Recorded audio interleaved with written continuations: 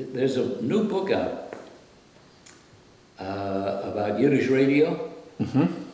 Are you familiar with that? Yep, a friend of ours actually wrote it. He's a professor out in California. Ari Kelman. Right, Kelman. I have the book right there. Is it good? Yeah, I enjoyed it. As a matter of fact, I learned a few things. I never knew that there were so many radio stations throughout America back in the 1920s. I was born in 22. Back in those early days, there were a lot of radio stations that had Jewish programs, Yiddish programs. WEVD, of course, was all Yiddish, but there were stations that were partially Yiddish, but so many of them throughout the country. Chicago, all of them, really the big cities. Chicago, Los Angeles, and so there's that book, and then in my other world, the Latin music world, there was a book out, I gave that book to my son, about the beginnings of, I'm getting my books mixed up, written about the record business in New York. When the Mafia got into it, George Goldner, you remember that name? Your former partner. My partner. Yeah. I mean, we were buddies, we were more than a partner. I loved him, and he loved me, and we were very close, very tight. And when I told him I'm leaving New York and I'm moving to Philadelphia, first before I came to Florida, I lived in Philly for a lot of years, and I was doing radio and local television there. Is he filming? Yeah. Are you? Yeah, we're rolling. I don't want to digress. No, go for it. I wanted to get out of the record business because I wasn't earning any money, and I was working hard. I was working an 8-hour shift at a radio station in Newark, WVNJ. And so I worked from, I think it was 3 in the afternoon until midnight or 11 o'clock. But in the mornings I would pick George up at his house. He lived in Queens where I did. And we'd go out to the stores, the record stores, to push Tico records and to sell them, because we didn't have any distribution at that point.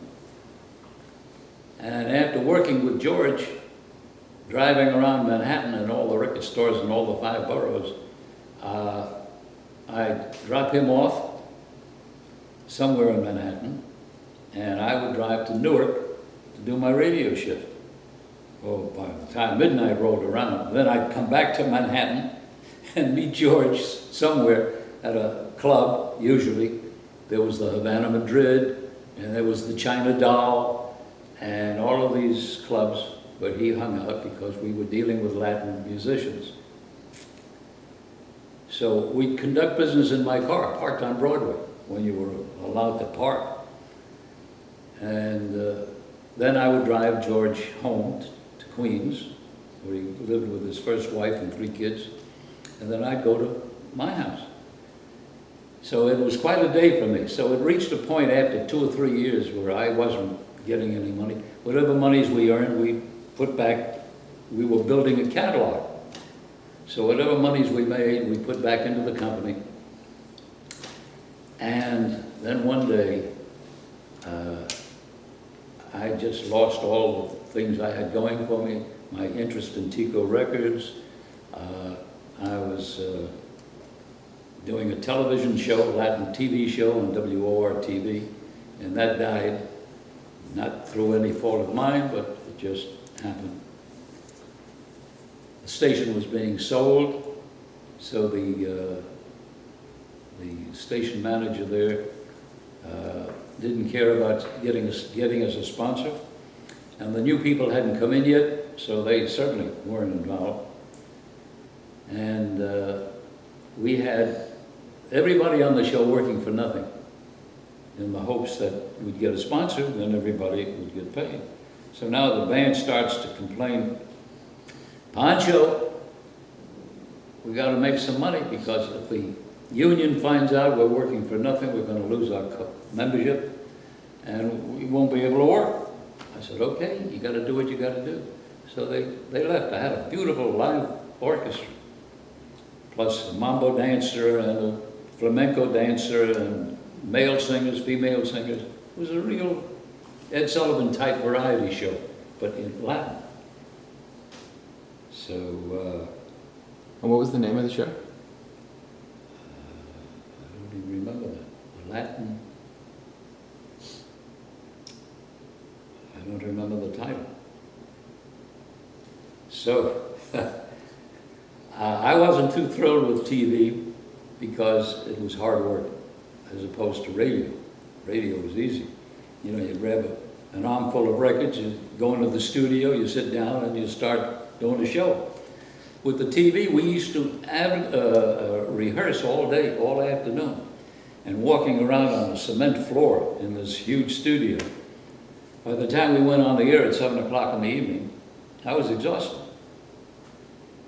So, and then no money. So I had the TV show, I had Tico Records, and I had a radio show from the Chateau Madrid, which used to be the Havana Madrid. So a guy moved to the east side of Manhattan, changed it to a fancy name, Chateau Madrid. Angel Lopez was the owner. And this was at the height of the beginning of television with Milton Berle. You couldn't find a human being out on the street on Tuesday night when he was on the air, Milton Berle. Everybody, you know, it was a new thing. Everybody was in their home watching the program, Milton Berle.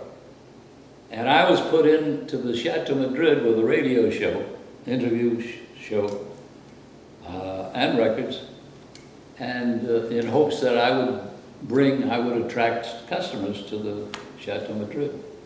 Didn't work out like that, because the competition was just too much. TV was just born.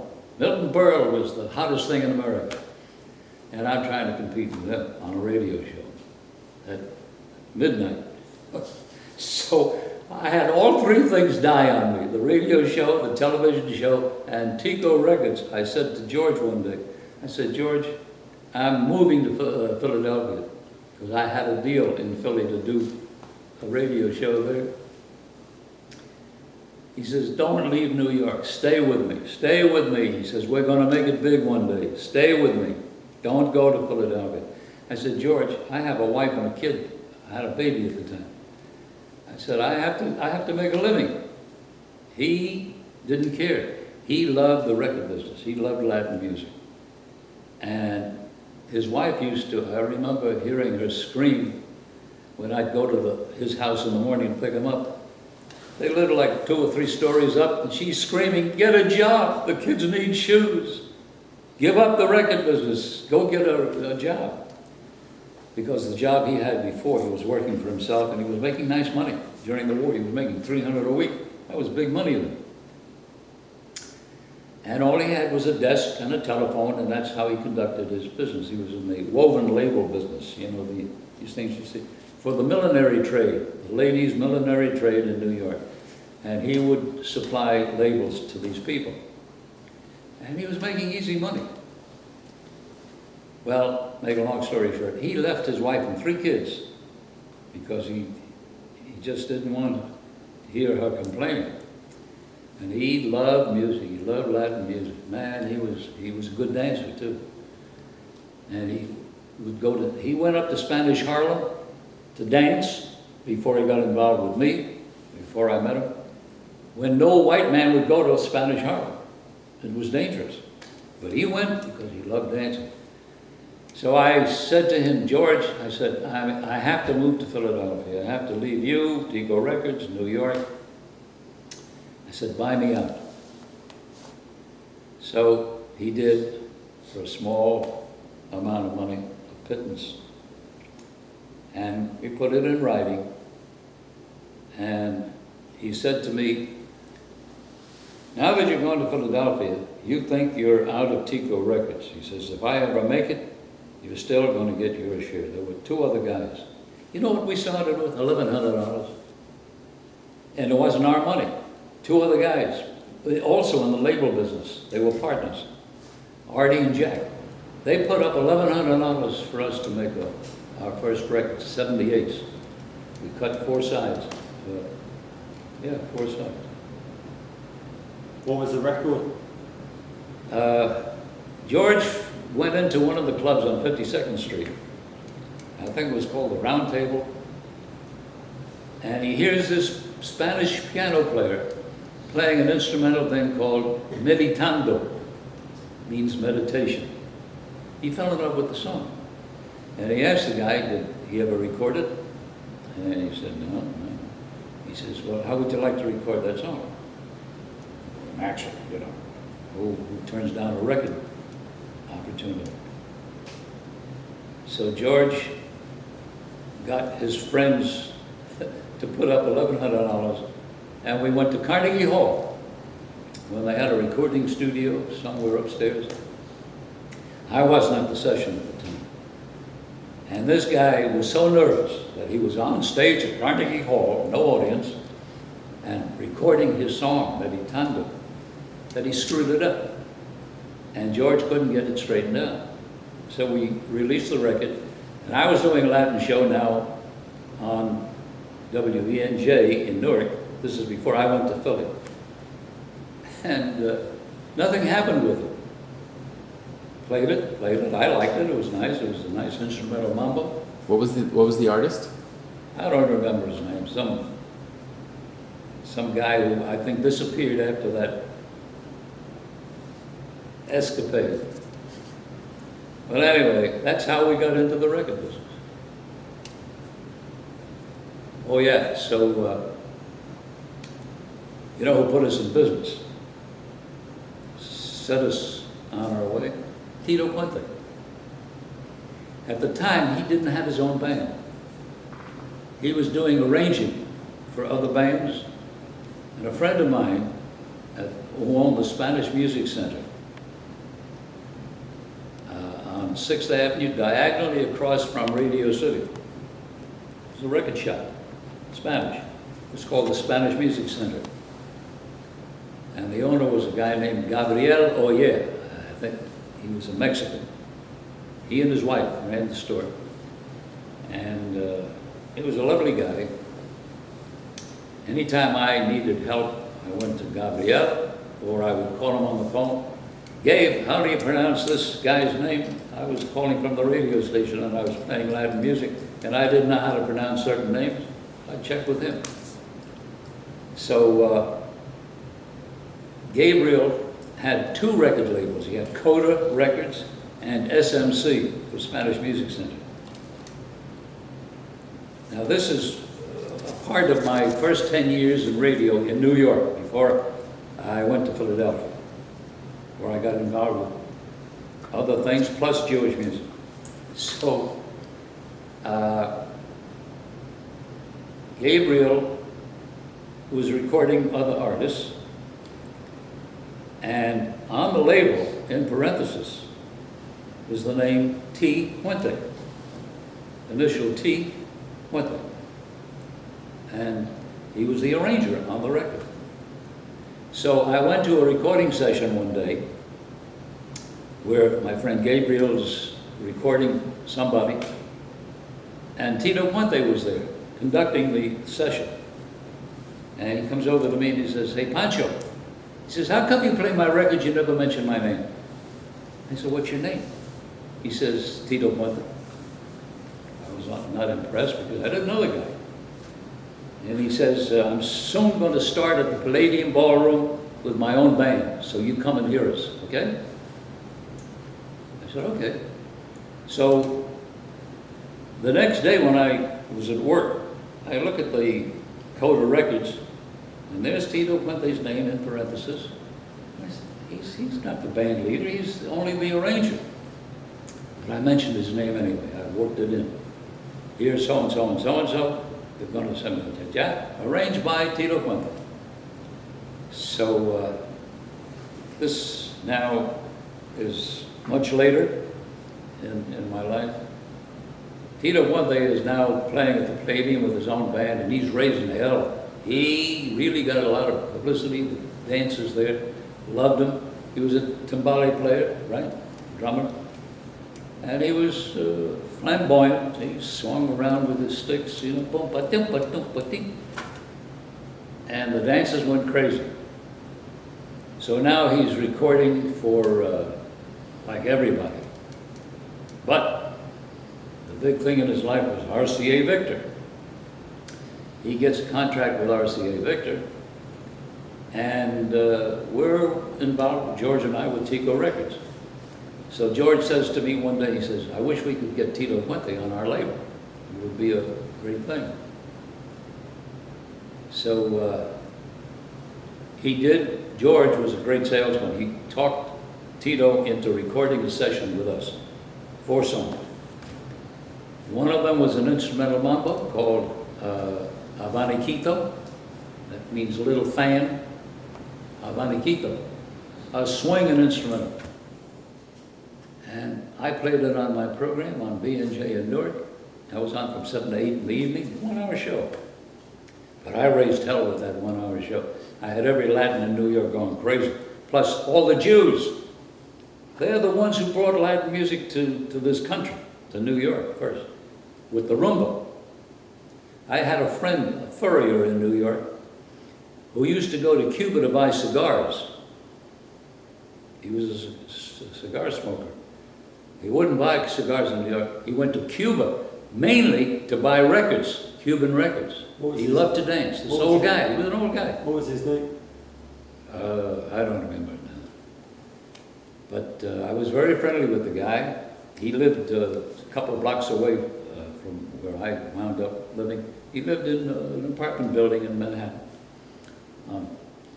49th Street? No. In the 50s something.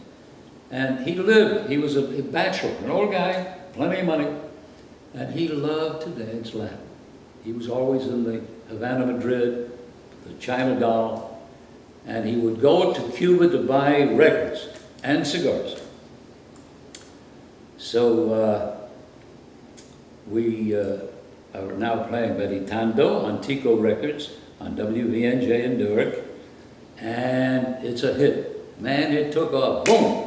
Because the next day when George and I were out visiting record shops to get a little distribution going, we walk into one big store at a bus stop, a bus terminal in Queens, and we walk in, long, narrow store. The owner is coming toward us. We're walking in, George and I say, good morning. We're from the Tico Record Company. You know what he said? He said, where the hell you guys been? He says, you have Tito Puente, Meditando? Not Meditando, Abaniquito. I said, yeah. He says, give me a couple of boxes. He was getting calls for this thing. I mean, it took off like... Well, anyway, that's how Tico Records got started. But, as I said, I reached a point where no money, and I needed money to pay my rent, to feed my kid and my wife. And I wasn't about to get divorced over this thing, as he did. He finally divorced his wife, Ruth, who's dead now, and he's dead. And one of his boys, 2 boys and a girl, one of his boys is a friend of my son who lives in Philadelphia. And both their names are Howard. George's son is Howard, and my son's name is Howard. And they're both in the same business, jewelry. Right? So I spoke with George's son not too long ago, maybe a year ago. And we were talking about George. And I said, did George, your father, leave you, your mother, your brother, your sister, any money at all? Because this guy made $15 million. He made about $7 million the first time around, blew it, gambled it away. When I met him, he was not a gambler. He was just a nice, average guy. Everybody loved him. He was a sporty guy. He'd be the first guy to pick up a check in a restaurant. He had like minimum amounts of money at any time, but he was always reaching for the check. We used to hang out at Lindy's with the guys, with the band leaders. You remember hearing about Lindy's. Can you describe it for us? It was a restaurant on Manhattan on Broadway, very popular place, very famous, and all the show people used to hang out at Lindy's, Milton Berle too, right? You'd always find Milton Berle and all the big performers hanging out at Lindy's. They'd go there after their shows, late at night. Lindy's was open till the wee hours, and they would have their favorite, whatever. A lot of them, including Milton Berle, used to like herring with onions and, you know, anyway. So I go to Philadelphia, and George goes on to make $7 million, loses it gambling. He gambled away his record company, Tico Records. Morris Levy, Moish Levy, he was, you know, like one of those real rough guys. I never knew him, I never met him. But George and he were pretty close. And George lost everything to Moish Levy. He bet Tico Records. And then he started Roulette Records. They're still around, right? And Morris Levy wound up with Roulette Records, which became a big label.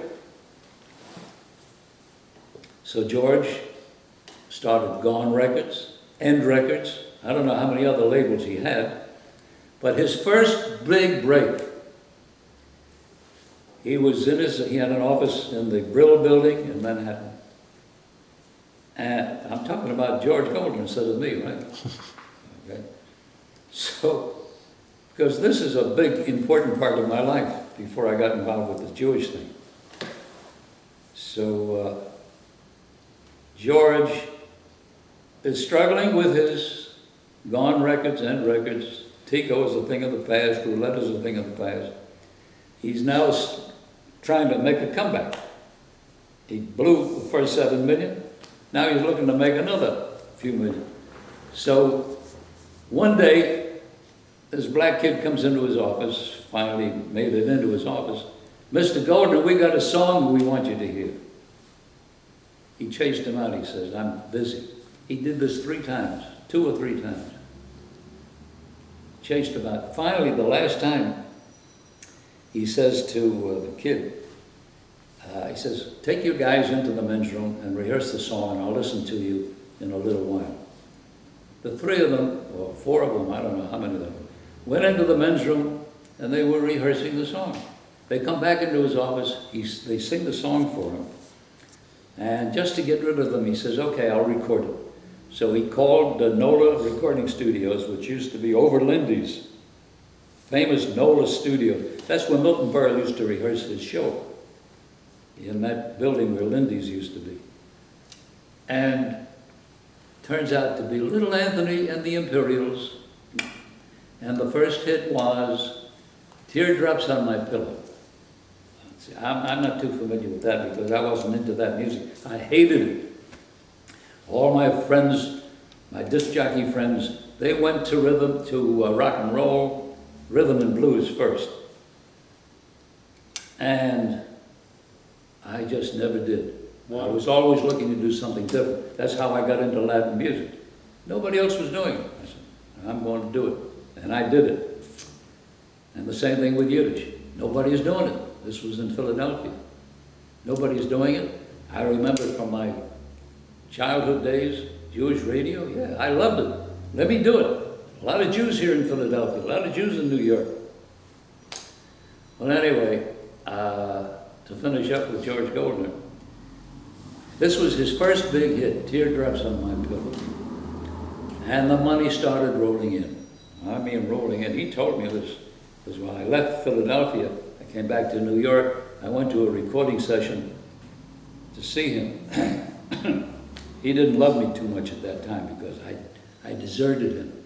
I left him in New York and I went to Philly. So he is now rolling in money, and what do you think happens? Gambled it away. He made another $7 million bucks, and he gambled it away. How do I know? Another close friend of his told me. George didn't tell me that. George is now broke, right? He blew all the millions that he made.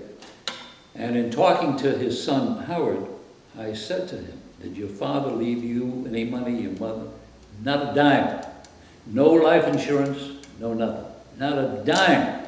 So where I had great love for the guy and respect, I wrote him out of my life because I thought of him very often.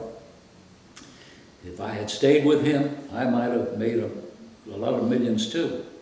Because, you know, the business, the guys who had the hits, they were rolling in money. They couldn't spend it fast enough. I was in his office one time, and he was being outfitted for suits, custom suits, right? He says, I just bought 3 suits. He says, I don't need them. He says, but I got to spend the money. He was having the office remodeled, only to spend the money, because instead of giving it to Uncle Sam, he blew it on remodeling his office. He had to spend it, there was so much. So what happened to George? He's now trying to make a comeback for the 3rd time. And now the mafia is in the record business. And he couldn't make it. Competition was too keen. And I don't know whether these guys threatened his life, but he married for the 3rd time. I knew his first wife, his second wife. His second wife was Spanish girl. His first wife was Jewish. She was a little Puerto Rican gal, Mona. And when he was going with her and he told me he was going to marry her, I said, George, don't marry this girl. I said, she's not for you, she's not your type. Don't marry her. He said, yeah, he says, there's a rich woman, nice looking woman, wants me to marry him. And, well, he marries Mona. You want to hear more of this?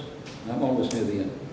So he marries Mona, and he has he had 3 kids with the first wife, now he's got about 4 or 5 with this one, with Mona.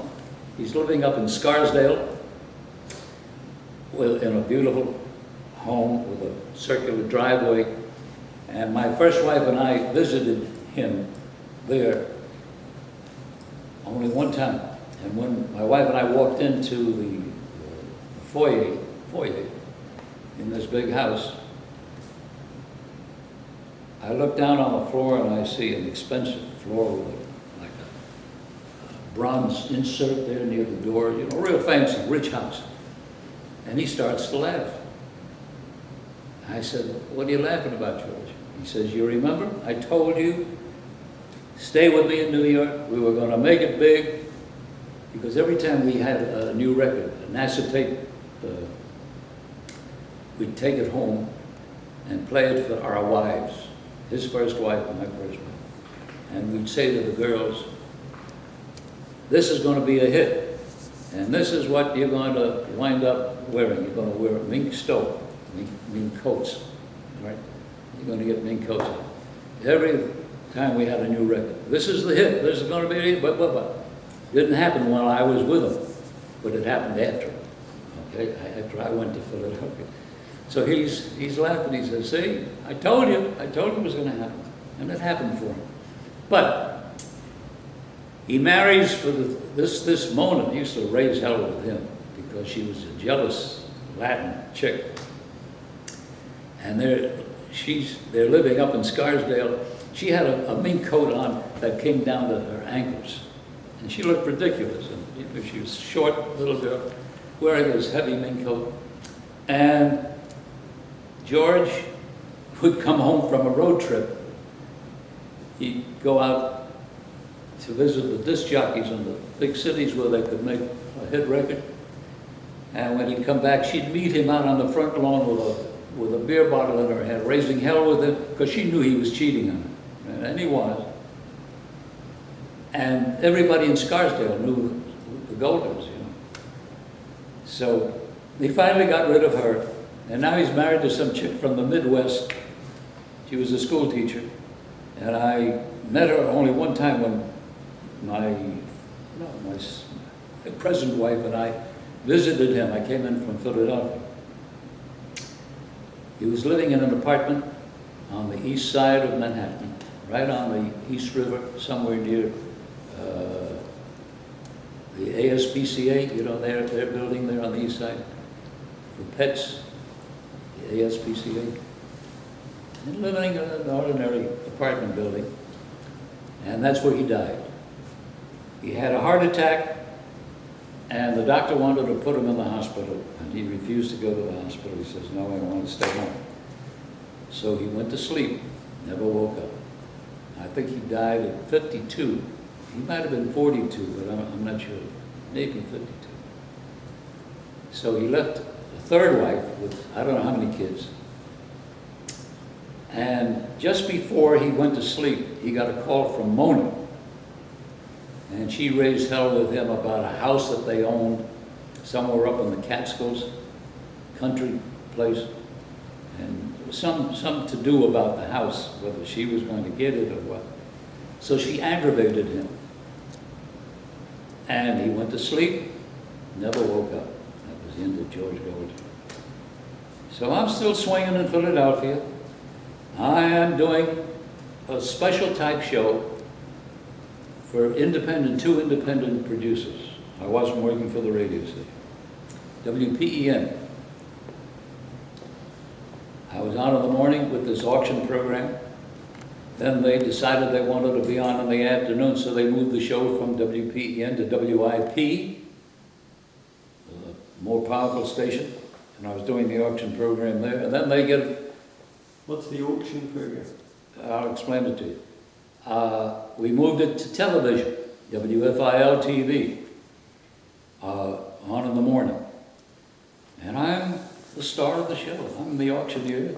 And I'm doing the commercials, and I'm doing every damn thing on the program, except for a 5-minute bit. We had a woman doing like a little fashion show for the women audience in the morning. And I'm roaming around the city of Philadelphia and into Camden, New Jersey, with a tape recorder. No, I started when we were doing the radio show. I worked with a tape recorder. I had to go out to the groceries that were sponsoring the program, and then when we moved to TV, I roamed around with what was the name of that movie camera? A Bo, is a famous name? Bolex movie camera? Yeah, Bolex. Huh? Bolex. And I would photograph the grocer's store and a few of the customers and the grocer himself, all right? And then take it to the lab, have it developed, put it on the program the next day. I had to make displays of the sponsors' products. I had Bosco Coffee, and I had Mrs. Adler's Fish and Freihopper Bread. I had some good sponsors. And I used to do live commercials, ad-libbing. No cue cards, and no, whatchamacallit. What do you call them? Teleprompter? Teleprompter. No teleprompters, no cue cards, no nothing. I remember the pertinent facts on each product: Bosco Coffee, Freihopper Bread, Ideal Dog Food, Chongqing Chinese food in cans. And I just ad-libbed my way through all of this. And then, what happens? Oh, I'm doing Latin music on WPEN, where I started out in Philly, doing the auction program in the morning. So I knew the program director real well. He was from New York. And while I'm doing this auction program on radio and television, I tried to get to do a Latin show. I said, because, you know, like, hey, my evenings are free. Why not do a Latin program? I did it for 10 years in New York. I was on almost every station in New York with my Latin show. I was a freelance guy. I did it on WLIB in New York. I did a Latin show on WBYN in Brooklyn, WMCA, WINS. I was all over the place. I have it in my book, all the stations that I worked. Voice of America. And they were beaming this half-hour Latin program, a 50-minute program, all over Europe.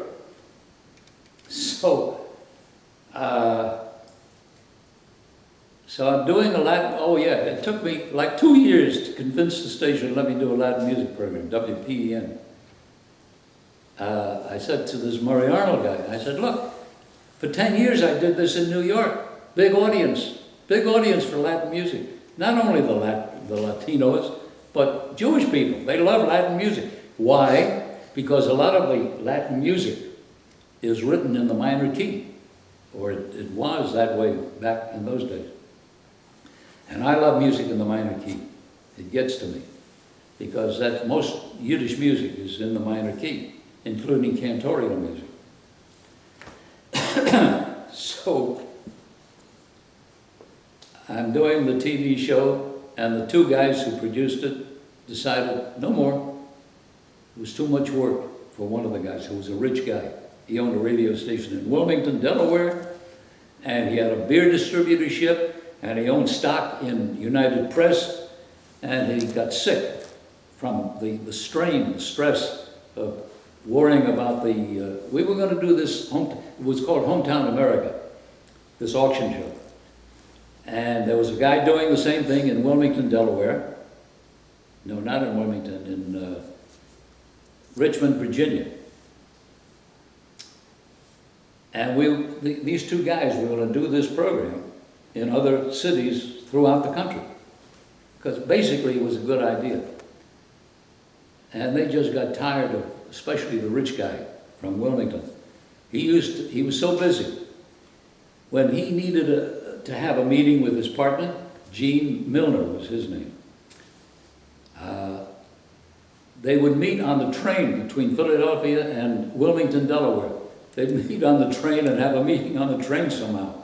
When they would meet and go to New York to the agencies, the advertising agencies. So now, I want to do a Latin program, and it took me 2 years to convince this Murray Arnold from New York to let me do one. And he put me on finally he caved in, and he said, okay. So I started from 9 to 10 at night. And I had, the station had a studio ground on the main level, on the ground floor,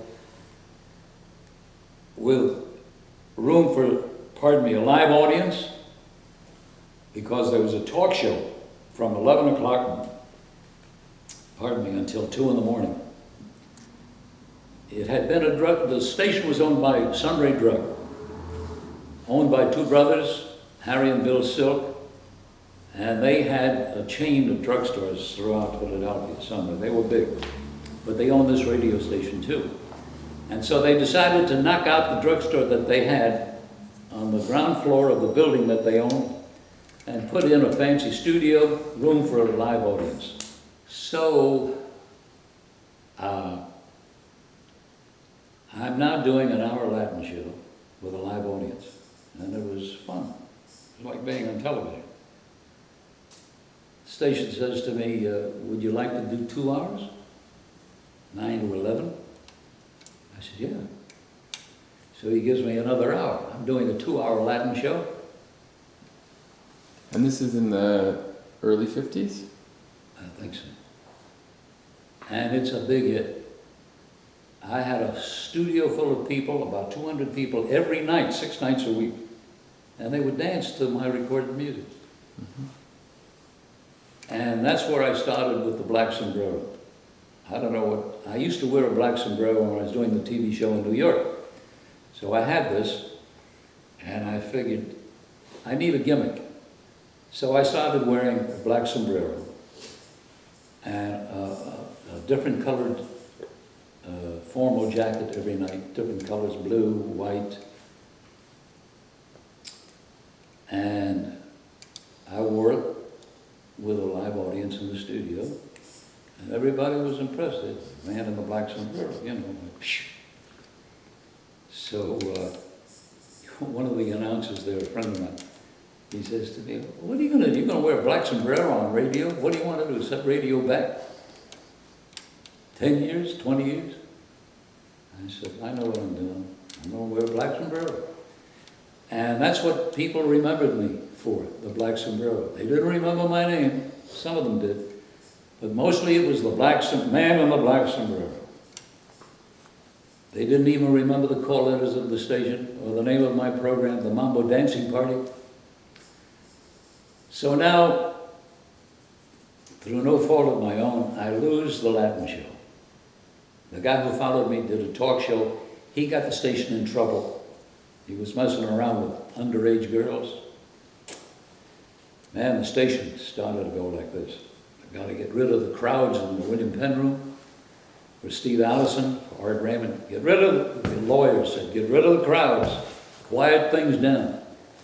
So I lose the Latin show, and I lost the auction program. The guys decided they didn't want to work, one of the guys anyway. He doesn't want to be involved, doesn't want to work anymore. He's going to stay in Wilmington, mind his own business. I lose that, I lose the Latin show.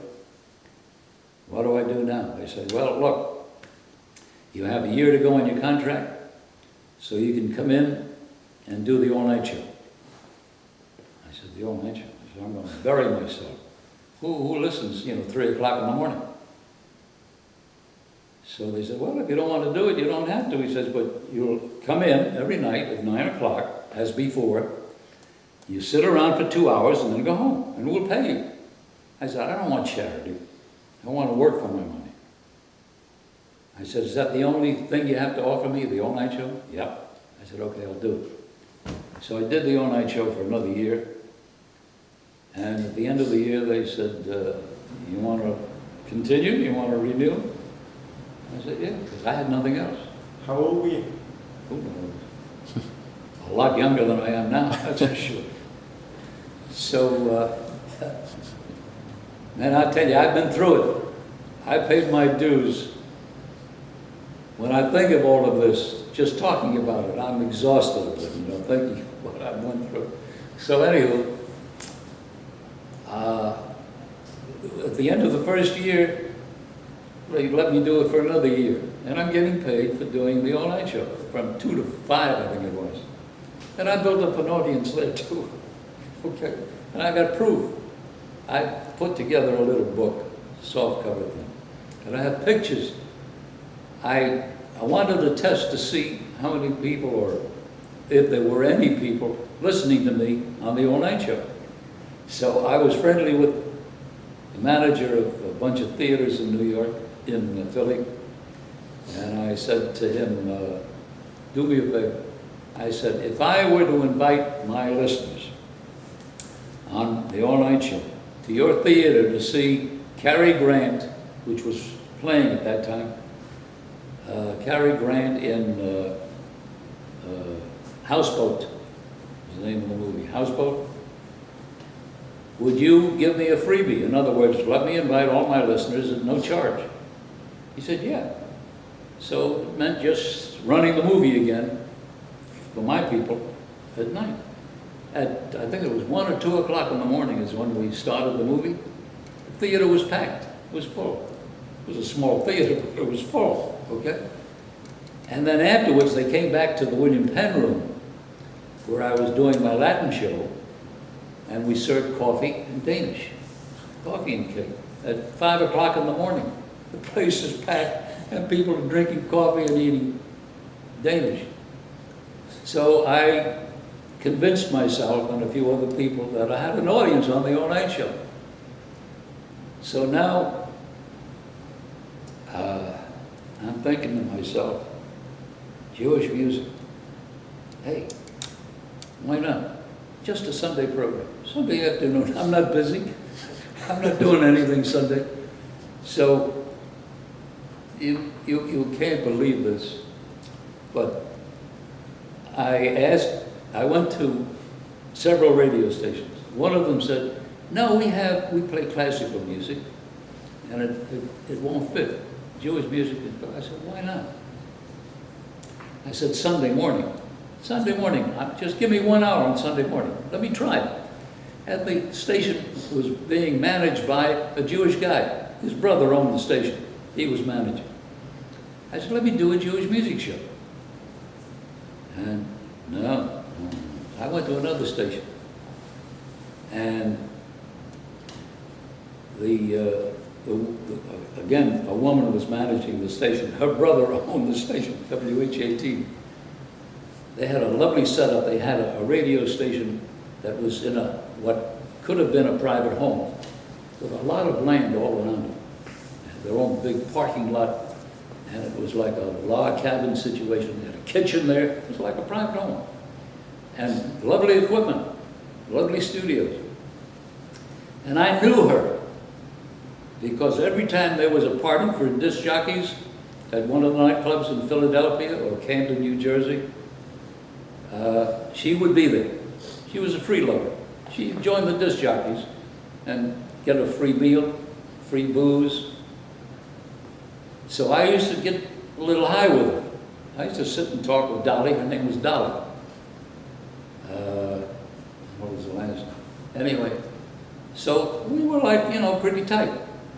And I came to her one day and I said, Dolly, I said, listen, you don't, this was an FM station. I said, you don't sign on the air on Sundays until 12 o'clock. Let me do a Jewish music show in the morning. All you have to do is turn your transmitter on a little earlier, okay, and I'll do a show. You don't have to pay me, but we'll split. I'll do the selling. I'll get the sponsors. We split it down the middle. She said, you want to do a Jewish music show? This was her attitude. You want to do a Jewish music show? He said, are you crazy? I said, Dolly, I know what I'm saying. I know how to do what I want to do. And she absolutely refused. So the sales manager, Jewish guy, Jack Dash was his name, he was at the meeting with Dolly. So the answer is no. So I'm walking out with Jack Dash. He puts his arm around me and he says, go out and get some sponsors, she'll put you on the air. I went out. I signed up 3-4 guys right away, like the gas station where I bought my gas. Right? I said, listen, I want to do a Jewish music show, and I'm going to be starting soon, and I want you as a sponsor. What do you say? He said, yeah, how much? I told him, put me on the air. Put me on. Okay. How much did you need? I was charging $50, not a spot, but every week. So psychologically, I said, it's not $50 a spot, it's $50 a week. Sounds small, right? That station and other stations, other FM stations, this is before FM really got hot, they were getting $10 a spot, $15 a spot. I'm charging 50. Now, wait a minute. Might have been, no, 35. I was charging $35 a spot, which was not too bad. And I filled up the whole hour. I sold out, I don't know, I had 10, 12 sponsors. She says to me, would you like to go another hour? I said, yeah. I sold that hour. She says to me, you want to go another hour? Give me 3 hours now. Okay? At the beginning, she said, no, no way, you're crazy. So I sold out 3 hours. Everybody's happy. I'm happy. I'm making about $300 on the deal. And the station's getting half of 35, what's that? 15, $17.50. Yeah. Instead of getting 10, $15, she's getting. So now I'm doing 3 hours and she says, you want to go another hour? I said, no, no, no. I said, let's not kill the goose that laid the golden egg. 3 is enough. What do you think happened to the other 2 stations that turned me down? They copied me, right? They started Jewish shows. What was the name of your show? The Bagels and Lock Show. When they found out that I was getting $35 a spot and they were getting 15 or 10, some were getting 5, they were giving it away. This is before FM radio became big. How did you get the name for the show? Bagels and Lox Show. Bagels and Lox, that's what Jews eat Sunday mornings. Bagels and Lox. You ever eat bagels and lox? All the time. Just before we came here, we did. Did you? There you go.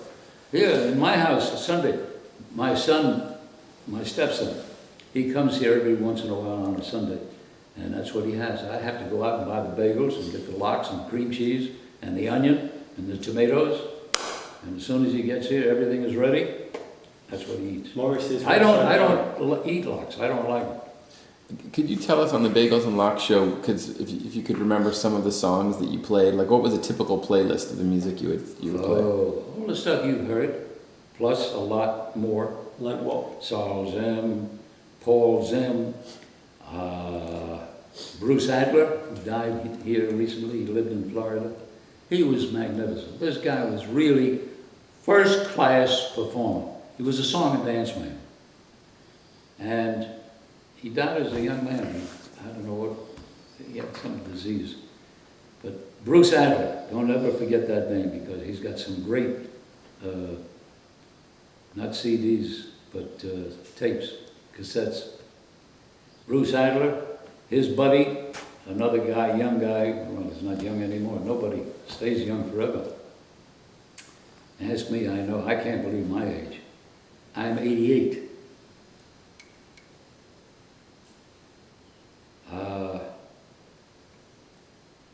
Bruce Adler, and what's the other guy's name? Mike Burstyn. His father's name was Burstyn, and he cleaned it up and he calls himself Mike Burstyn, B-U-R-S-T-Y-N, Burstyn. Also, very talented guy. He played Broadway. He was in that story about Barnum. You remember the show Barnum?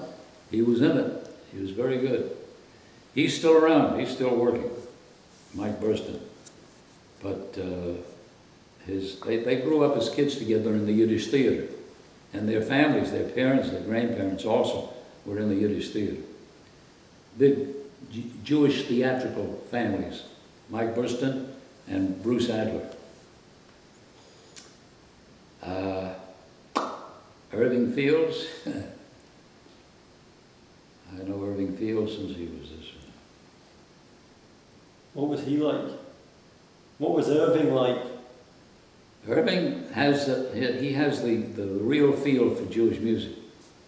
His interpretation of the Yiddish songs on the piano, he's got the right interpretation there. The little nuances. And he wrote, of course, his one big hit, or two big hits, Miami Beach Rumba, which I recorded on Tico. I had another piano player, Joe Loco. You heard of him, Joe Loco? There's another story. I had Joe Loco recorded as a mambo. It was the Miami Beach Mambo, not the Miami Beach Rumba. Now it's a mambo.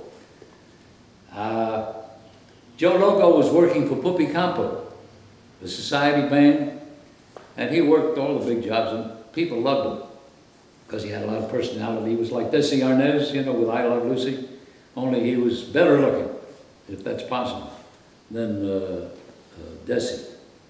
I knew Desi too. What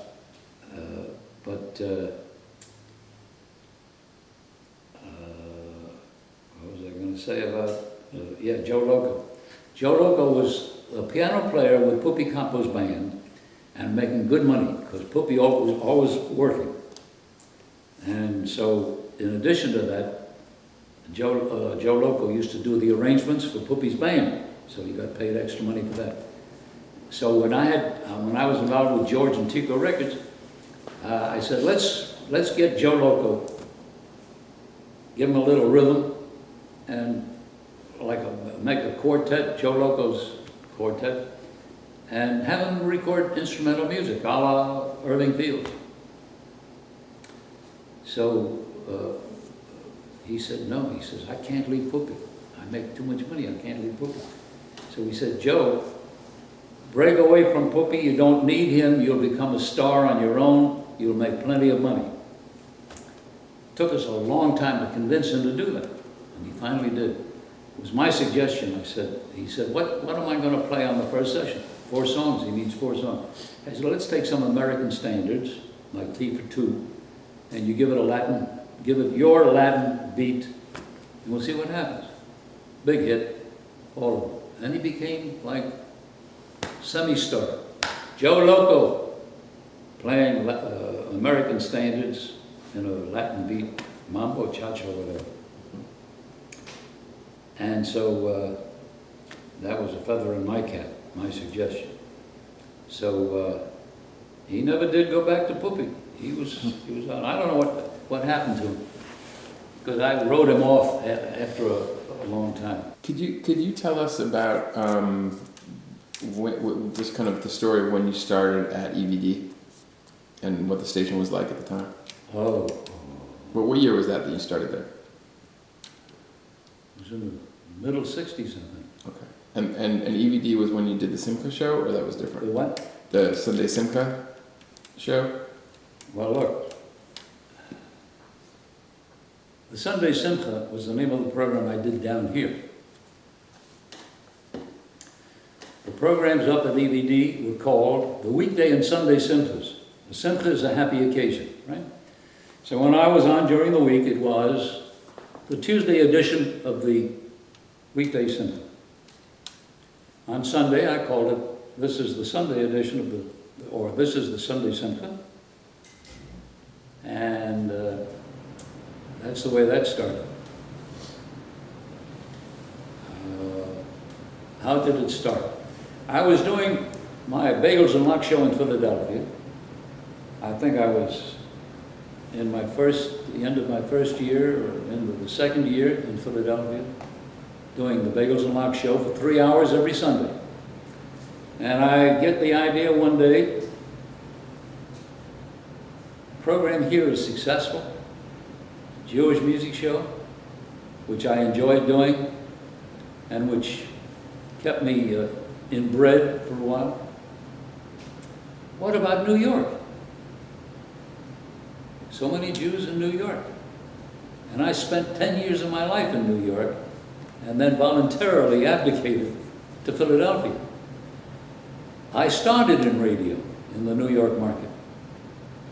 Why am I not going back to New York and claiming my right to do radio or whatever in New York? That's my home. That's my hometown. Because anybody, back in those days anyway, and I guess it's still true, anybody who wants to start out in radio or television, they go to the hinterlands, right? They go to some big town somewhere. All the guys almost started out that way, including our ex-president, the movie actor. Reagan. He worked in radio. Where did he work? In some small town. Dirty Mouth on Sirius Radio. What's his name? Howard Stern. Howard Stern. Where did he start out? In a hick town somewhere. He didn't start out in the #1 market in America. I started out in #1 town in America. WPAT in Paterson, New Jersey is considered a New York station. Okay? So what the hell am I doing here in Philadelphia, burying myself in Philadelphia? I'm going to New York. I'm going to get back on the air. So I went to, this is with the idea of doing a Jewish music show, nothing else. No sports, no politics, no talk show, Jewish music. I went to 1 or 2 stations and they turned me down. Now I am disillusioned and I'm walking down 46th Street, going back to Penn Station, to go back to Philadelphia, and I pass the building that WEVD was in, and they had call letters, a vertical sign, big one, with their call letters, WEVD. And I walked past there, and I suddenly stopped.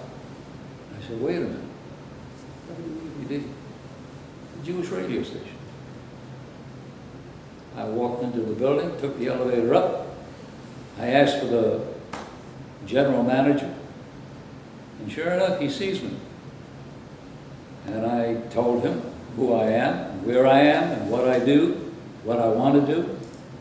He says to me, this was after like a minute of conversation. He says, where the hell have you been? He says, I've been looking for a guy like you all my life. What do you mean? An American DJ with experience who's willing to do a Jewish music show. He says, wait here. He disappeared for a minute or 2. He came back, he says, come with me. He takes me into his boss. And he says, this is the man I just told you about, pointing to me. So the big guy says, you want to hire him? so hire him. That's how I got hired. He says, when can you start? I said, how about next Monday, July 1st? With no fanfare, no station promotions, no nothing. I went on the air doing 1 hour in the morning, around noontime. At the end of my first year, I get talked into doing a celebration, first anniversary. Dinner and show on a weeknight at a catering place in Queens, the other side of the 59th Street Bridge. The boss and I started to make announcements on the air. Don't forget, you know, a big party, we're going to have a show and dinner. You can come straight from work. There will be food for you, and the admission is whatever it was. So the boss who hired me, Norman calls me into his office and he says, what are you doing? I said, what do you mean? He says, well, it's an announcement you're making. What are you going to do? So I told him. He says, what are you going to prove? This is the mentality of the guys running a radio station in #1 market in the world, maybe. Okay? What are you trying to prove? I said, Mr. Furman, Norman Furman. I said, Mr. Furman, I said, in radio, you got to do these things. You got to make noise. You got to build your audience. You have to communicate. You have to tumult. You got to make noise, man. He says, so you'll have a couple of hundred people. What's that going to prove? He happened to live near where I was going to do this thing on a Monday night, I think. So when we got close to the date, I said, Mr. Furman, are you going to stop by? You know, come in and see what's going on. He says, maybe. Sure enough, he shows up. Not only did I have 200 people, I had 1,000 people. The place was jammed. And I had a lot of performers there coming, you know, on the cuff. I had a famous cantor, and not Jan Pierce, but anyway, we had enough talent there to put on a show. We had food. The admission charge was very reasonable. And the next morning when I come in, he is telling, not the big boss, he already retired. This is a year later. He was a sick guy, so he quit. So now Norman Furman is acting manager, and the board of directors of the Forward, the newspaper that owned WEVD, this one guy, Dr. Silverman, is babysitting Norman Furman, actually sitting in his office there with him all day long to see that he's doing what he's supposed to do as the manager. So he's telling Dr. Silverman, he says, you should have seen what went on last night. He put on this show, a big crowd, and not only did they come to see, and he named some of the big names I had there, but they came to see the Tumler, me. They came to see him. This is after 1 year. No advertising, no nothing. No station promotions, nothing. I built up an audience in that first year, and I started on a hot, sunny July 1st. But I built up an audience, and he was impressed. And what was the name of the show? Raisins and Almonds. Rozinkjes met Mandeln. Where'd you get that name from? It's a famous Jewish lullaby, Raisins and Almonds. How's it go? Famous? Huh? Do you remember how it goes? You want me to sing? At these prices, you want me to sing too? Okay, well.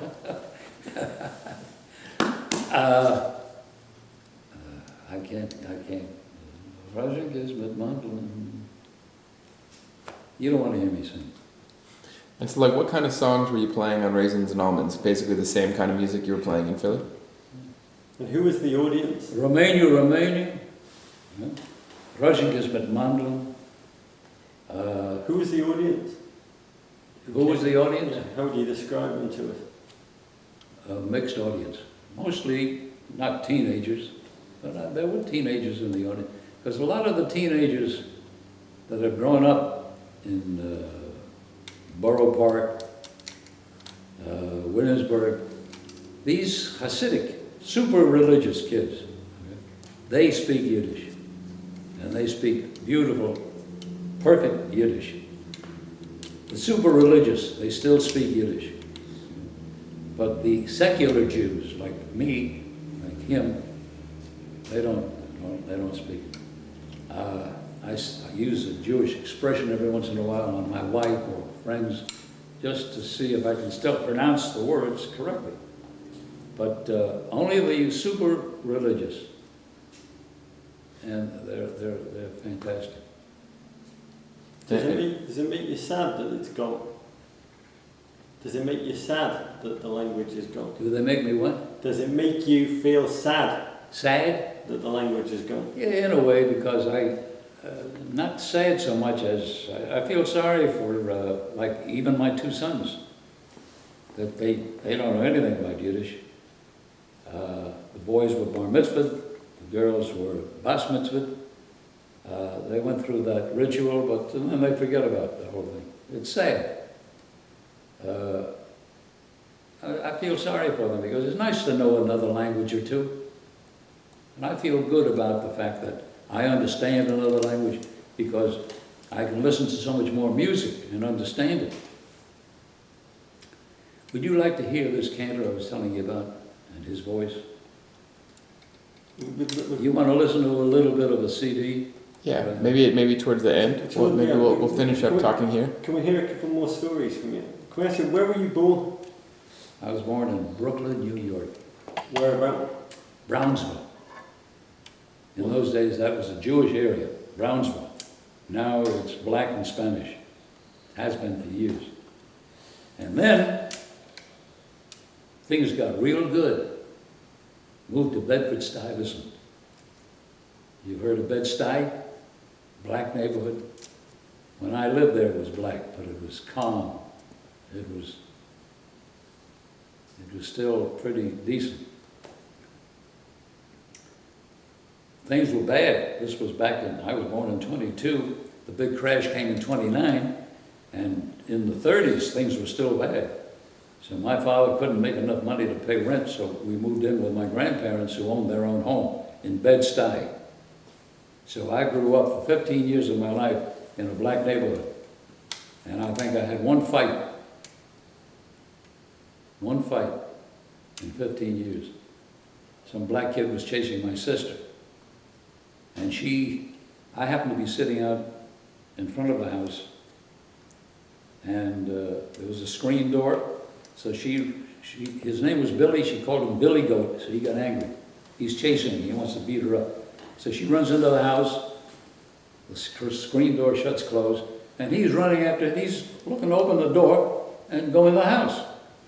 So I put my foot against the door, he couldn't open it, and I grabbed him, and we had a long bench there that I was sitting on, and I pinned him down on the bench, and I had my elbow on his throat. And I said, "You give up? You give up?" And his head was hanging over the edge of the bench, and I got him by the throat, and he got up and ran away, and every time he saw me coming, he'd go to the other side of the street. Did you have friends in the neighborhood as well? No? Yeah, I did. But he was not on my block. He was like 2 blocks, the distance of about 2 blocks away. His parents had a candy store on Fulton Street. You know that area, Fulton Street? No? Anyway, he became a professor of sociology at Syracuse University, growing up in the back of a candy store. But again, unfortunately, he died young. A lot of my contemporaries, George Governor, this guy Norman Kaplan, my next door neighbor here, I saw him in the morning. In the afternoon, he was dead. He began to feel sick. He was a lovely guy. What did your parents do? My father was in the jewelry business, not making too much money, struggling. So I saw him in the morning sitting out on his patio. I stopped to chat with him. And then later I find out that he didn't feel good. So his wife drove him to the hospital. And in the evening we get a phone call, my wife and I. The one who called me a little while ago, that was her. She's up in New York now. She's a snowbird. She only comes down here for a few months. So she drives Dick to the hospital. We get a call from the nurse, a nurse at the hospital. She says, Mr. Raymond, Mrs. Tertian would like you to come and pick her up. I said, where is she? She's at Bethesda Hospital. I said, what is she doing there? Mr. Tertian passed away. I almost dropped dead myself. I said, I just was talking to the guy. What do you mean he's dead? He had a bad heart. So we went to the hospital. This is like 8, 9 o'clock in the evening, because she couldn't drive in her condition. So she left her car there, and we brought her home. And poor Dick, he was dead. Sorry to hear that. Oh. Doesn't take long, you know. Your heart stops beating, you're done. Can I ask you, did you grow up around music? Around music, yes, I would say so. Back in those days, we had radio. And on Saturday nights especially, we had some interesting Jewish programs on. So as a kid, I used to listen. Sunday morning, Claire Barry and the Barry sisters, they were on WHN Sunday mornings. They had a nice musical program on WHN. I think it was an hour-and-a-half show. Live, they had a live band, and they had a change of announcers every week. Usually it was a comedian. Joey Adams, the MC, every now and then. The Barry sisters used to sing there, Moshe Usher. It was a lovely show. It was called Jewish Caravan of Stars, and sponsored. And I used to come home from Hebrew school on Sundays and sit like an adult and listen to the program. I loved it. And then, of course, years later, I grew up and I met Moshe Usher in a synagogue in Brooklyn, where I was bar mitzvah. It was a beautiful synagogue, big. It had a big stage called the Bima. And I used to sit up there because my uncle was a vice president, so I used to sit with the executive board up on the Bima. And I was this close to Moshe Usher, who was a great cantor, really great. And What was he like? he was a hell of a showman, that's what he was. Oh man, the women loved him. He was a nice looking man, and he knew how to capture an audience. He also made some Jewish movies, and he used to do a lot of concerts, but I didn't know him when I was at EDD. He had been dead already. Did he love the ladies, Moshe Usher? Did he have quite a reputation? Did he? Did he have a reputation as quite a ladies? No, I never heard that. But he was good at what he did. He had a good voice, and he used to he jazzed up the liturgy, music of the synagogue. He jazzed it up a little bit, modernized it a little bit. The other guys, they're still singing the way they did 100 years ago. Did you ever hear of Yosef Rosenblatt? Absolutely. Are you aware of what they did with his old recordings? This guy started recording on cylinders. You remember reading about cylinders? Thomas Edison? That's where this guy, Yosef, he was a little guy with a long beard. His beard was taller than he was. Yosef Rosenblatt started recording on cylinders. And you know what Derek Records in Brooklyn? Mordechai Ben David, his family, they own Derek Records. His brother, one of his brothers, I don't know how many he has now, maybe 10, runs the company, Derek Records. He just released in the past year 2 CDs with Yosef Rosenblatt, which was digitized. You'd think he just recorded the stuff. That's how beautiful it came out. Where before, they lost all the beauty of his voice because they didn't know how to record. The equipment that they used was so. And how did you know that you wanted to go into radio and not into music? Oh, apparently I didn't have the talent to learn an instrument, I used to play around on the piano. I used to knock out a tune, you know, with one finger, two fingers, never chords, I never learned chords. Then we had an accordion in the house. My father, besides jewelry, used to buy and sell all kinds of odd items, like a violin or an accordion, police handcuffs, all kinds of crazy things. So we had an accordion in the house, I never touched it. We had a piano in the house, I used to fool around a little bit.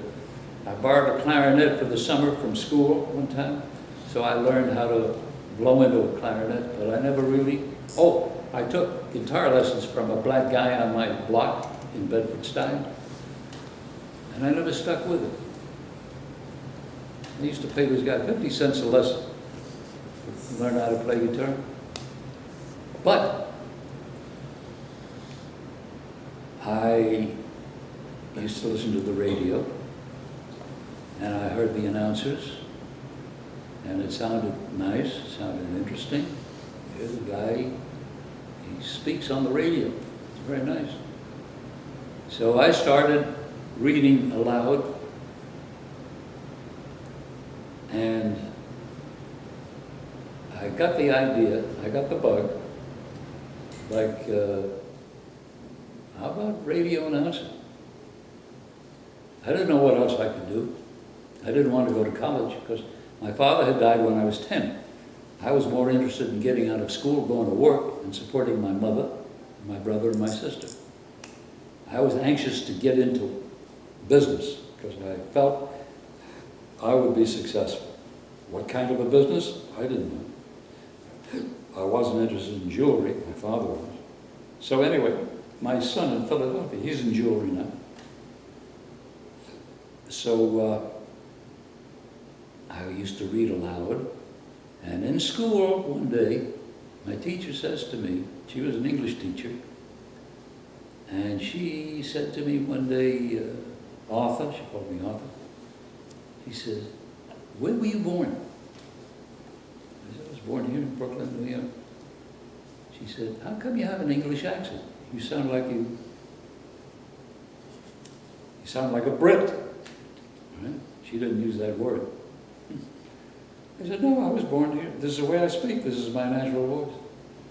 Never forgot that. She was impressed with my speech. So my first job out of school, high school, I never went to college, was with the Philip Morris Cigarette Company. Times were bad. It was hard to get a job like it is today. Only worse. 1/3 of the population was out of work back then. Now it's only what? What's the percentage? I forget now. 9%, 9.5%? Huh? Just under Back 10. then it was 1/3 of the country. I mean, things were bad. So my first job I got with the Philip Morris Cigarette Company through a friend. As a matter of fact, my wife's grandfather used to manufacture paper boxes for cigarettes, the better, more expensive brand of cigarettes. He used to make the boxes for these cigarette companies. So he knew somebody at Philip Morris. They had an office on Fifth Avenue. Back in those days, lower Fifth Avenue. And I went up there and I got hired. I was one of about 30 salesmen. We were called missionary men. We had to go out to all the stores, the candy stores, in the hotel lobbies where they had cigarettes. And this is when cigarettes were 10 cents a pack, 13 cents a pack. Now they're $5. It's when they were good for you. Yeah, when we didn't know you can die from goddamn things. I smoked pretty good. So we went to the stores to talk to the dealers, the store owner, and tried to get certain, what they call point of sale advertising. They had cubby holes on the wall where they stacked the packs of cigarettes. So we used to have what they call a bin strip. Those were bins. We had a bin strip. And the slogan was, "Call for Philip Morris, call for Philip Morris." White print on a black tape, so we'd have to put those up where we could. Put a decal on the door. The customer goes for the handle to open the door. They see, "Call for Philip Morris," with the logo. It was a bellhop. That's another story. So, 1 week out of the month, we didn't have to go to the stores. We had to go to wherever there were people, where you could stop them and talk to them, which meant going into certain stores, but not candy stores. I can go into a real estate office, or an attorney's office, or a barber shop, and come over to you and say, "Excuse me, sir, are you a cigarette smoker?" "Yes." "Really? Did you know that due to a difference in manufacture, medical authorities have found that when smokers change to Philip Morris cigarettes, every case of irritation of the nose or throat due to smoking either cleared up completely or definitely improved. And Philip Morris cigarettes alone have been accepted by the American Medical Association." This was the spiel. Then we'd hand the smoker a couple of samples, 2 cigarettes in a box. And we did this 1 week out of the month, every month. And when I was doing the spiel, a lot of people said to me, "Are you the announcer on the radio show?" Philip Morris had a radio program. It was a dramatic show every Friday night. And Nelson Case was the announcer, still, he had a beautiful voice. He did a beautiful commercial, just conversational-like, you know. He wasn't shouting. He just did a nice person-to-person commercial, due to a difference in manufacturing. Well, anyway, they'd say to me, "Are you the announcer on the radio?" No.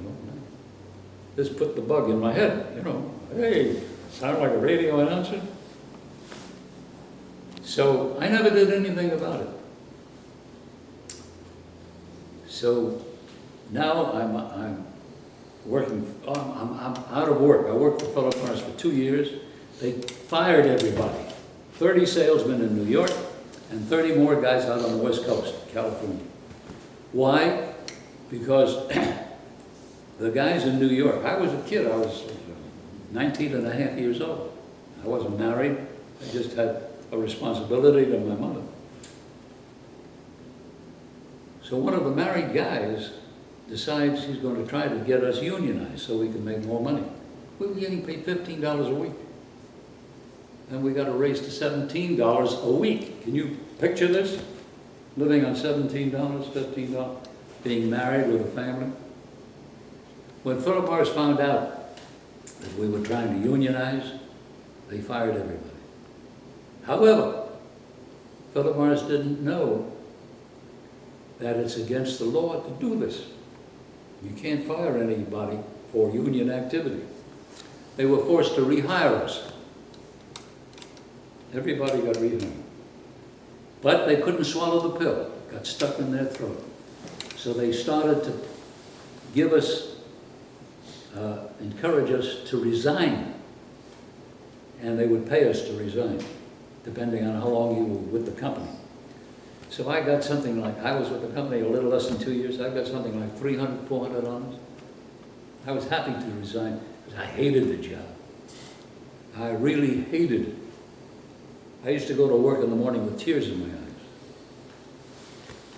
So, in all kinds of weather, carrying a heavy bag with a bunch of Philip Morris products in it.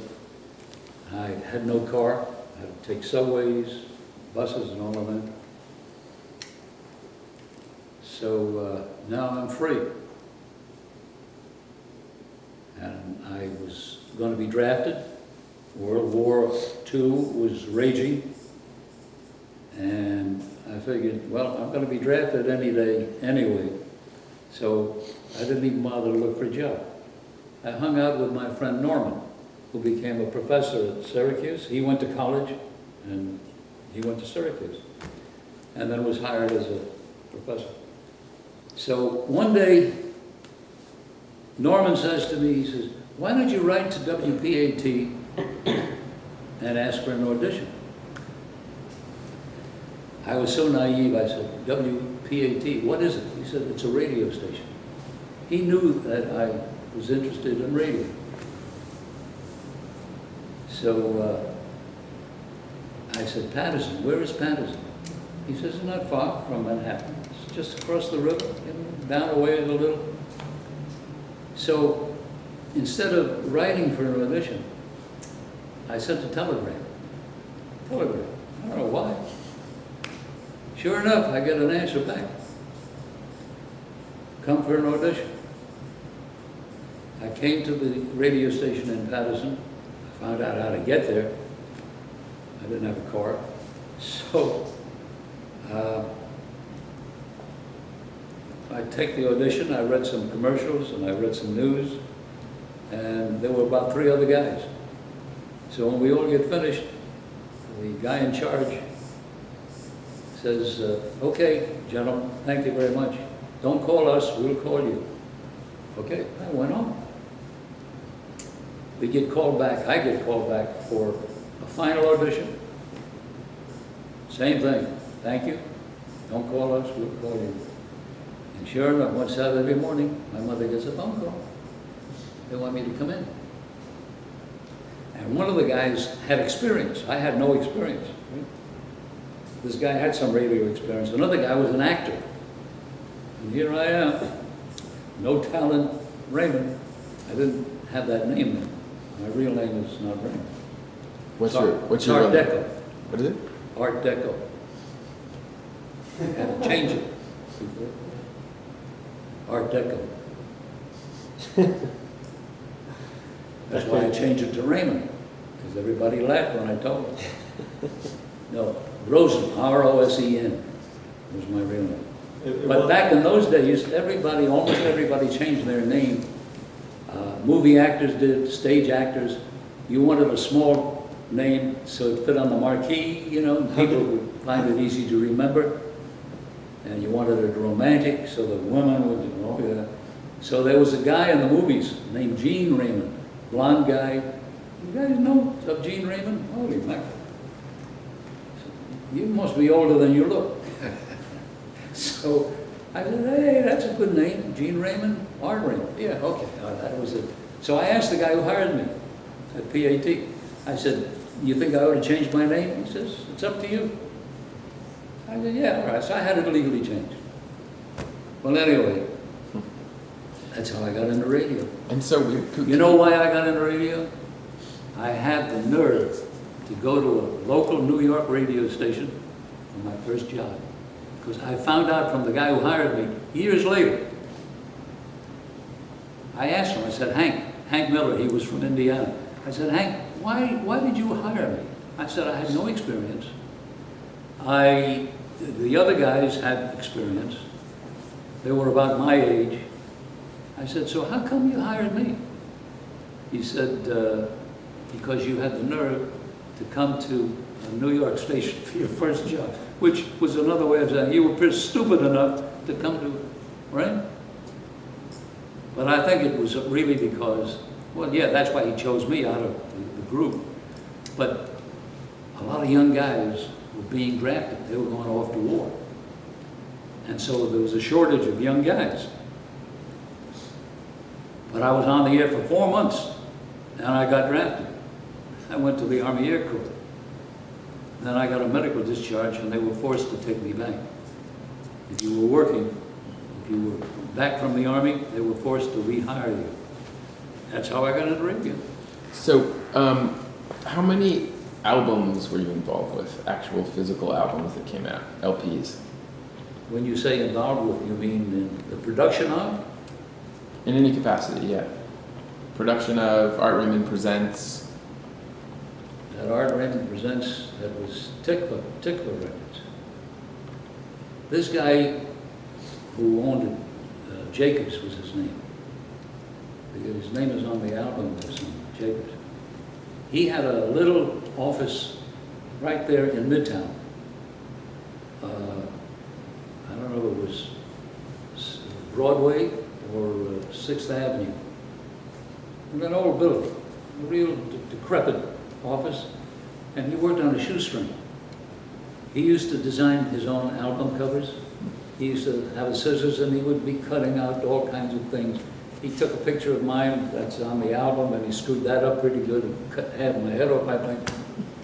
And he talked me into it. He said,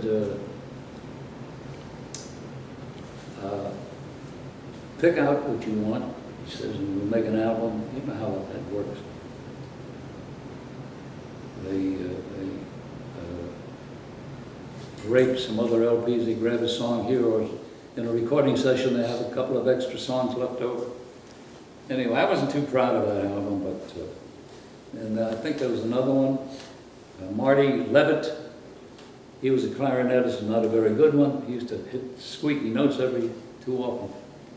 And he talked me into it. I refused to do it. I said, no.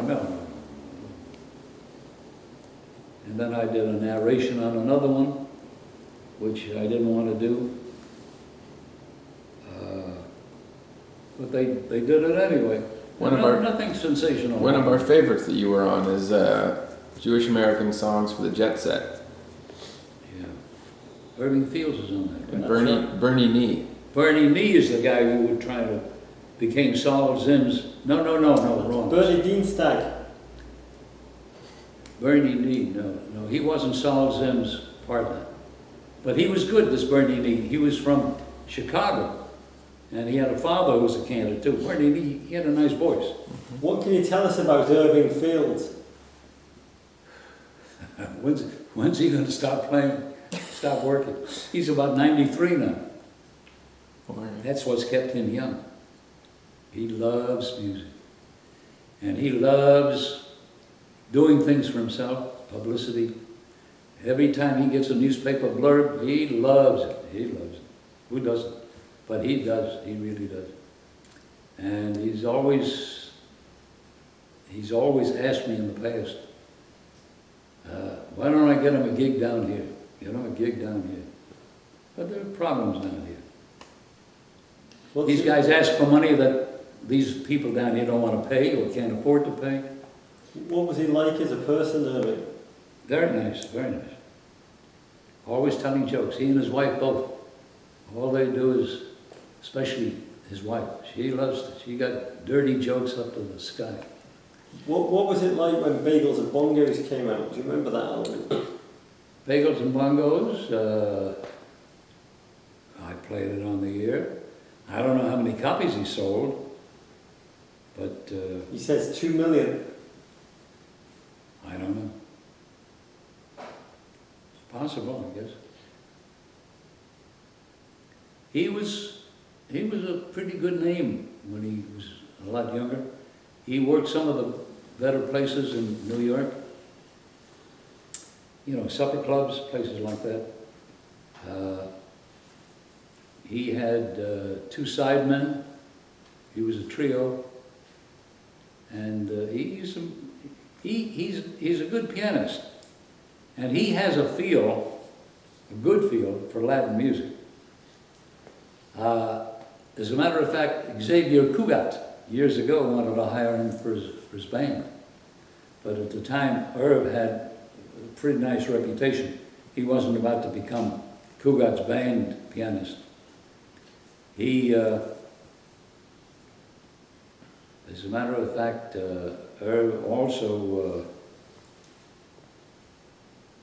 when it came in Spanish music, I don't know if it's, you know what a montuno is? It's like jazz. It's improvising a middle part in the middle of a song. They go off on a jazz tangent and they just ad-lib around the melody. Irv knows how to do that. He knows how to play montunos. And that's what the Spanish dig about him, or dug about him. Essie Morales, you know all these people. Where'd you get it, off the internet? We've done our homework. We dig around. We collect the records. You have the Art Raymond Mambo on Decca? Do you? Do you? Yeah.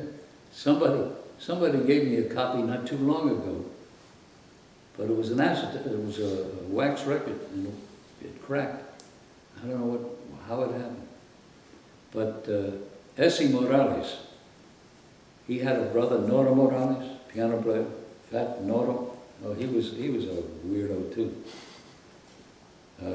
Good player though. I didn't like his playing. I thought it was sloppy.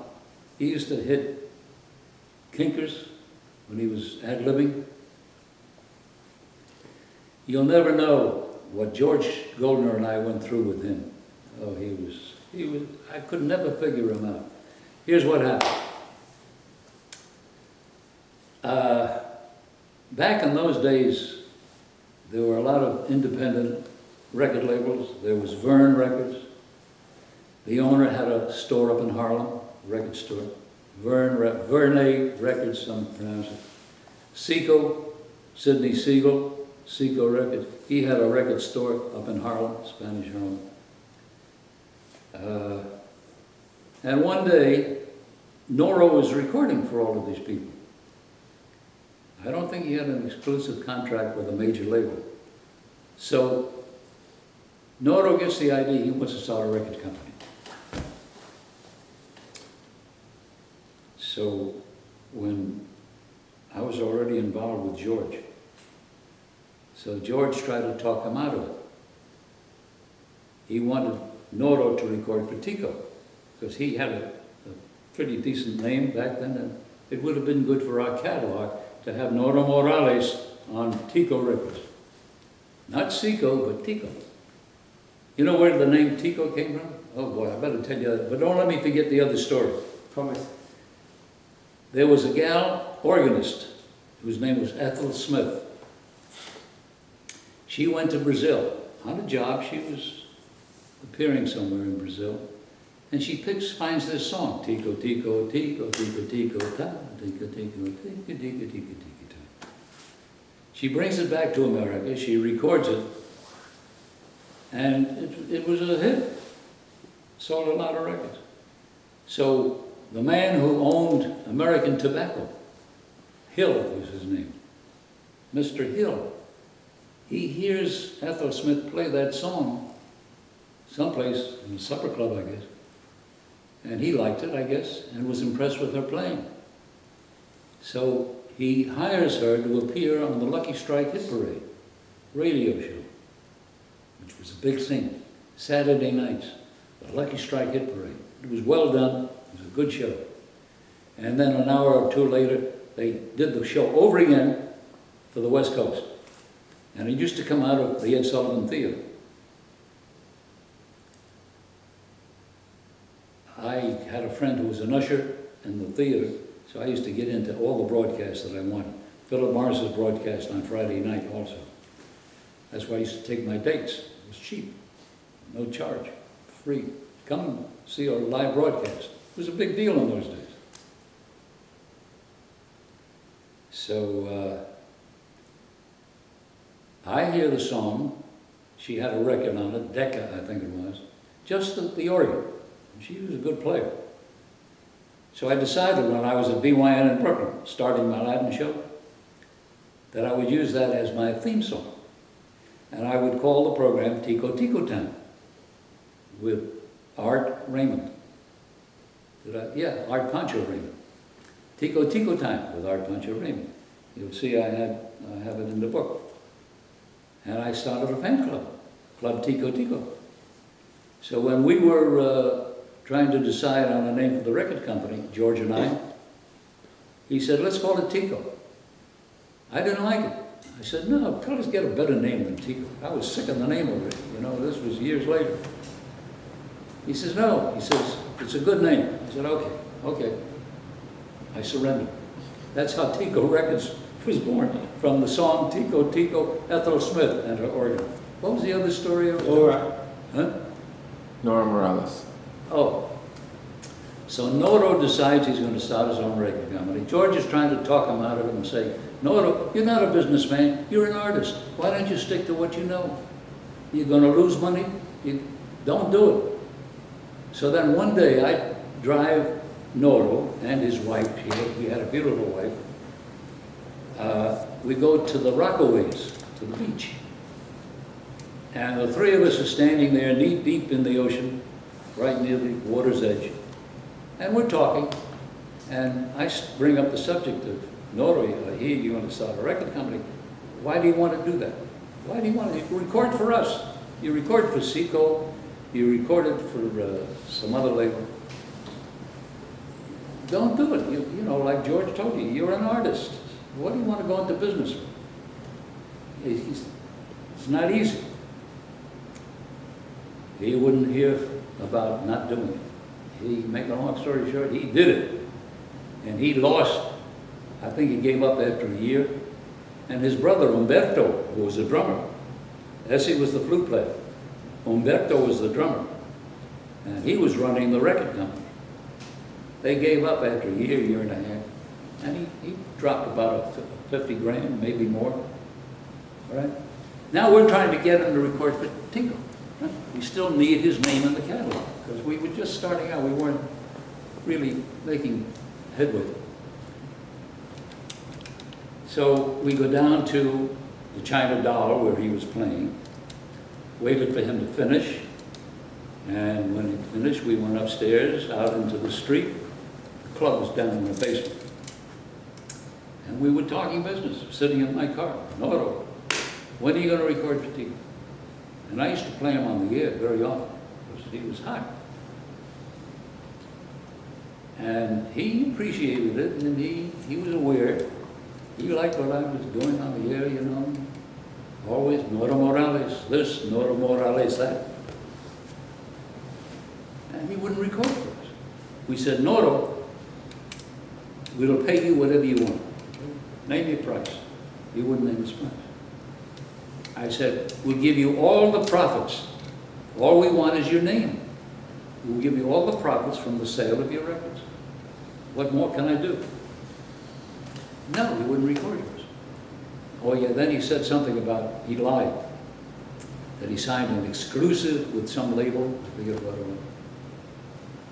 And he just wouldn't record. And this went on for months. So finally, George said, let's forget about Noro Morales. Let's forget about him. I said, okay, George, I'm going to forget about him real good. I'm going to stop playing him on the air. Screw him. All right, for taking our kishkis out, for aggravating us for these many months. For what reason? Why? Tell us the reason why you don't want to record for us, okay? This business of you signing an exclusive, because in the meantime, he did record for Vern Records. Right? I thought maybe it was because the two of us were Jewish. But here we, you know, like we're real friendly, real tight. I'm playing him on the air. What more do you want me to do for you? Going to give you all the profits from the sale of your records, and you won't cut a session with us. One session, 4 songs. So I stopped playing him on the air. I get word back that he's upset. Oh man, he is really upset with our Raymond. So then I started to play him every once in a while, but I wouldn't mention his name. I'd play his record, not mention his name. Okay. So this really burnt him up. So now he's on crutches. He hurt his ankle or something, and he's still working down at China Dollar. And one night, he comes up. George happened to be out on the sidewalk talking to some other musicians, because on the corner there was a cafeteria. They called it the Spanish Lindy's. This is where all the Spanish musicians used to hang out. Not at Lindy's, that was for the Jews. This cafeteria was for the Spanish. What was it called? I don't remember the name of the place. Some of the old-time Latin musicians still around, they would remember. So Noro sees George, and this came back to me. I got the story, I wasn't there. But he sees George and he gets into an argument with George. He said, you came between me and Pancho. We were like brothers. I treated him like a brother. He got so angry at George, he threw up one of his crutches into the sky like that. It came crashing down. His crutch, one of the crutches, broke into a million pieces. That's how angry he was at George. Because George, he thought George came between us. So now, I am driving I'm driving up to the Catskills by myself one day, and Noto had a manager, a Jewish guy, I forget his name. So they spot me. We're going up the highway in the mountains. So his manager was driving, Noto was sitting next to him. He sees me, so he pulls up alongside me, honks his horn, and I see who it is. He says, you know, like, pull over. So I pull over, stop. He gets out of the car and comes over to me. I open my window. He says, Pancho, why don't you record Noto? Oh, before this happened, he found out that he wanted us to record him. He changed his mind. Why? I don't know. And we turned him down. We turned him down. He said, forget about it. So now he's begging me. His manager's begging me. Why don't you record Noto? He wants to record for you. Why? I said, no way. I said, George absolutely will not record Noto, and I feel the same way. I said, over all these months, you aggravated us over nothing. Now you want us to record you? So we never did. Never recorded Noto. So then eventually he was a diabetic. He went back to wherever the hell he came from, Puerto Rico or something. He went blind because he was a diabetic, and he died. Here's to Latin music. What happened to Tikva Record? Tikva, he died. You know, most people do. Sooner or later, most people die. Oh dear, dear, dear. Tikva. He too was not too ambitious. He made a living selling his junky records. He too, you know, recorded with a squeaky piano. We at least spent money when we had to. You know, Tito Puente and a band. Tito Rodriguez is another one. You know, the rivalry between them, the two Titos. I was caught in the middle. I tagged Tito Puente El Rey del Mambo, the king of Mambo. So Tito Rodriguez, he gets jealous, and he gave me a little bit of a hard time. I said, don't worry about it. I said, we're going to call you Tito Rodriguez, El Raja del Mambo, the Raja of the Mambo. The other guy was king of Mambo. And when the two of them recorded for Tito Puente recorded for Tico, as I said before. His first big hit with us was Abaniquito, Little Fame. Right? So Tito Puente is putting the pressure on George to buy him a car. He wanted an old convertible Oldsmobile. So George had to buy him a car. We were already making some money, but not too much. So George buys Tito Puente a car. Now Tito Rodriguez finds out about it. He wants a car. George had to buy him a car. But me, right? Nothing. I never got any money except when George bought me out. I sold out for $7,000. And I didn't get it all at once. He paid me out over 2 years or something. Why do you think, obviously Latin music has continued a very strong presence with record labels and etc. Why do you think that the Jewish music of that time on, the Tikva label, a lot of the stuff you were playing, what happened to that world? Why is it a world of music that's so much about the past? Did the audiences change? Yes. Yes, the audience has changed. As I said, they're secular Jews who never were really Jewish. They are secular Jews, and they don't care about Jewish religion or anything about the Jewish culture. When it comes to the culture, I don't know if I told you this before, I started to tell you, that these Yiddish clubs in these different communities, they don't call them Yiddish clubs anymore. They call them Jewish culture clubs. Because a lot of these people, a lot of these Jews, do not understand Yiddish. They don't want to hear Yiddish. They can't speak it, of course. It's like a foreign world to them. They don't eat kosher. Some do, some don't. Some go to synagogue, and some don't. I go sporadically.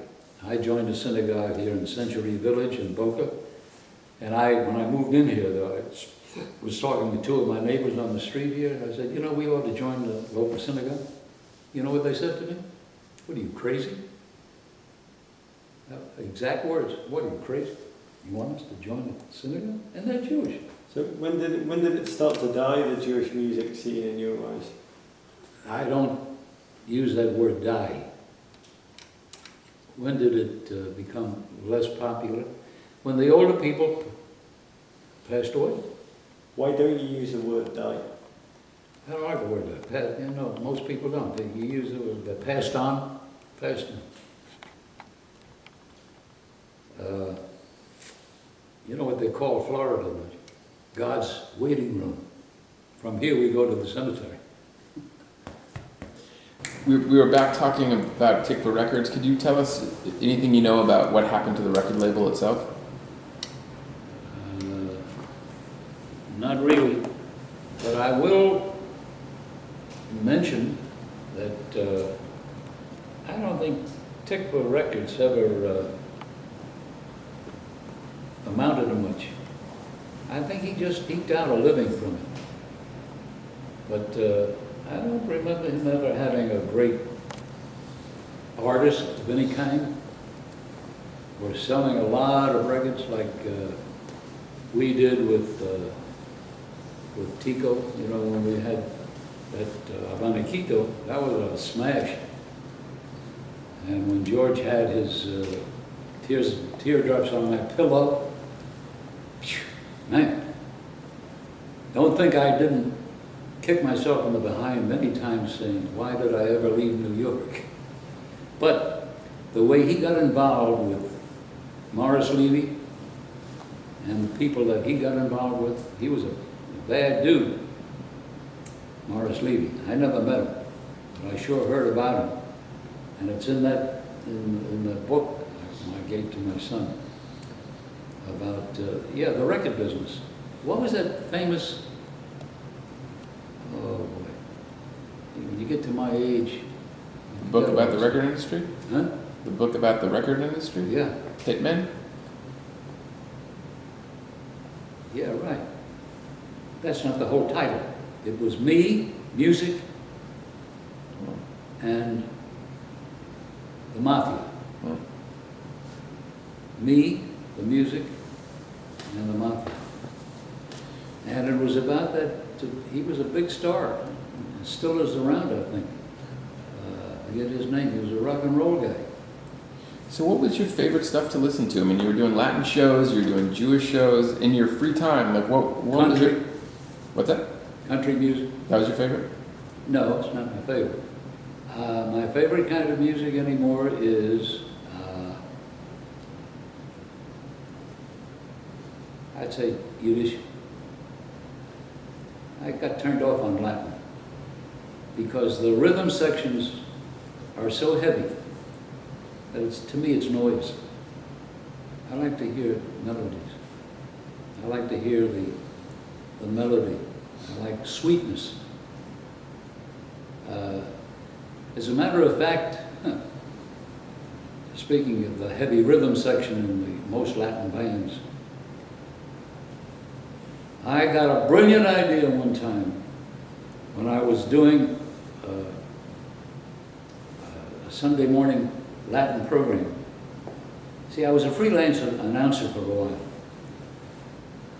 And as a freelance announcer, I used to make my own deals with the radio stations to do a Latin program.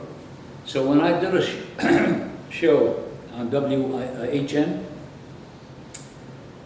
it was a half-hour program on Saturday nights, emceed by a guy named Don Ares. Don Ares was his name. I think he was Italian. He did a Latin music program, sponsored by Barosini Candy, which was very big back in those days. He went on vacation. They needed somebody to replace him for a couple of weeks, for 2 Saturday nights, 3 Saturday. They called me. I was like the expert on Latin music. the American DJ. So I sat in for him. I did his show on Saturday nights. Then there was the Seco Records. He had me doing a Sunday morning program for his label, Seco Records. That was the reason I was on WINS. Then on LIV, I made a deal with the station. That was my deal. And then I was a staff announcer on WMCA. I didn't do Latin music there, but I announced the Dean Martin show. Before Dean had his nose fixed, he had a parrot nose. And before he met Jerry Lewis, he had 2 or 3 15-minute programs with a live band on WMCA in the evening. The regular announcer, staff announcer who would have announced his show, went to Hollywood on a vacation. He ran into a friend of his who was producing a movie. The friend put him in the movie.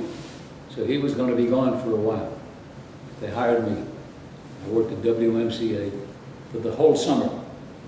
And one of the duties I had was that cowboy show in the morning on Sundays, and the 3 evening shows with Dean Martin. So, see, I get mixed up with my stories. We were talking about what your favorite music was, and you said you now like to mostly listen to Yiddish. You were talking about Latin music and melodies. Why you tell us a sweet Latin story about sweet Latin melodic Jewish. Oh yeah. Music. Thank you. I just remembered. So along the way, I get another brainstorm. I want to do a live program from the Palladium on WINS. I went to the owner of the Palladium at the time, Jewish guy, and I talked him into letting me broadcast, letting him pay for the time on the radio. Once a week, it was I think a Tuesday night, broadcast live with the Machito band. You know, you've heard of Machito. Afro-Cuban music was his specialty, and he was big. Did Jerusalem Mambo? Huh? Did a song called Jerusalem Mambo.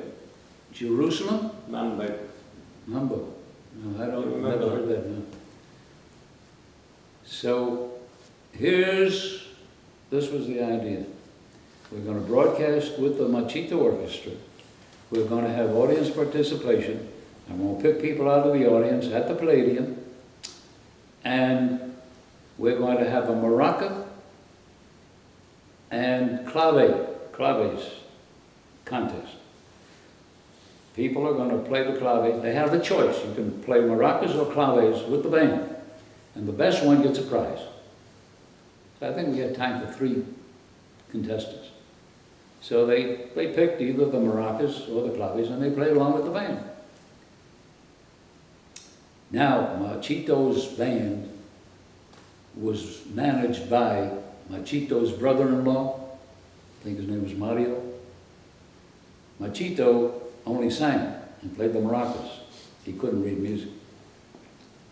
So Mario has a friend take the broadcast off the air on the outside, not at the Palladium, but outside, secretly. He listens to the tape, and he got angry. Why? Because the band sounded horrible. Horrible. So he said to me, Pancho, he says, he told me one day, a friend of mine taped the thing, the broadcast. Band sounds horrible. He says, it's going to ruin our reputation. I don't want it. I don't want it. Stop it. I said, what's wrong? He said, the band isn't balanced. You don't hear all the instruments. All you hear is the guy on the bongos and the guy on the timbales and who knows what else, right? All you could hear on the air was the rhythm section. You couldn't hear the brass. So I said, let's do another broadcast, okay? Let's not give up yet, because the publicity is very good for you, it's good for the Palladium. So he did, I think, 2 more. Nothing. Oh, I said, I'll talk to the engineers at the radio station, which I did. And I said, hey, we're in trouble. they said it's difficult to balance the band because of the rhythm section. Make a long story short, we gave up. Okay? And that's what I hear on the radio when I listen, which is not too often. All I hear is that noise, man. It gets to me. My head begins to pound. I turn it off. And who are your favorite Yiddish singers? Well, Jan Pierce, Richard Tucker a little bit. I didn't like Tucker's voice because to me it was too shrill. Pierce was sweeter, more mellow. Favorite singers, Bernie Nee was okay.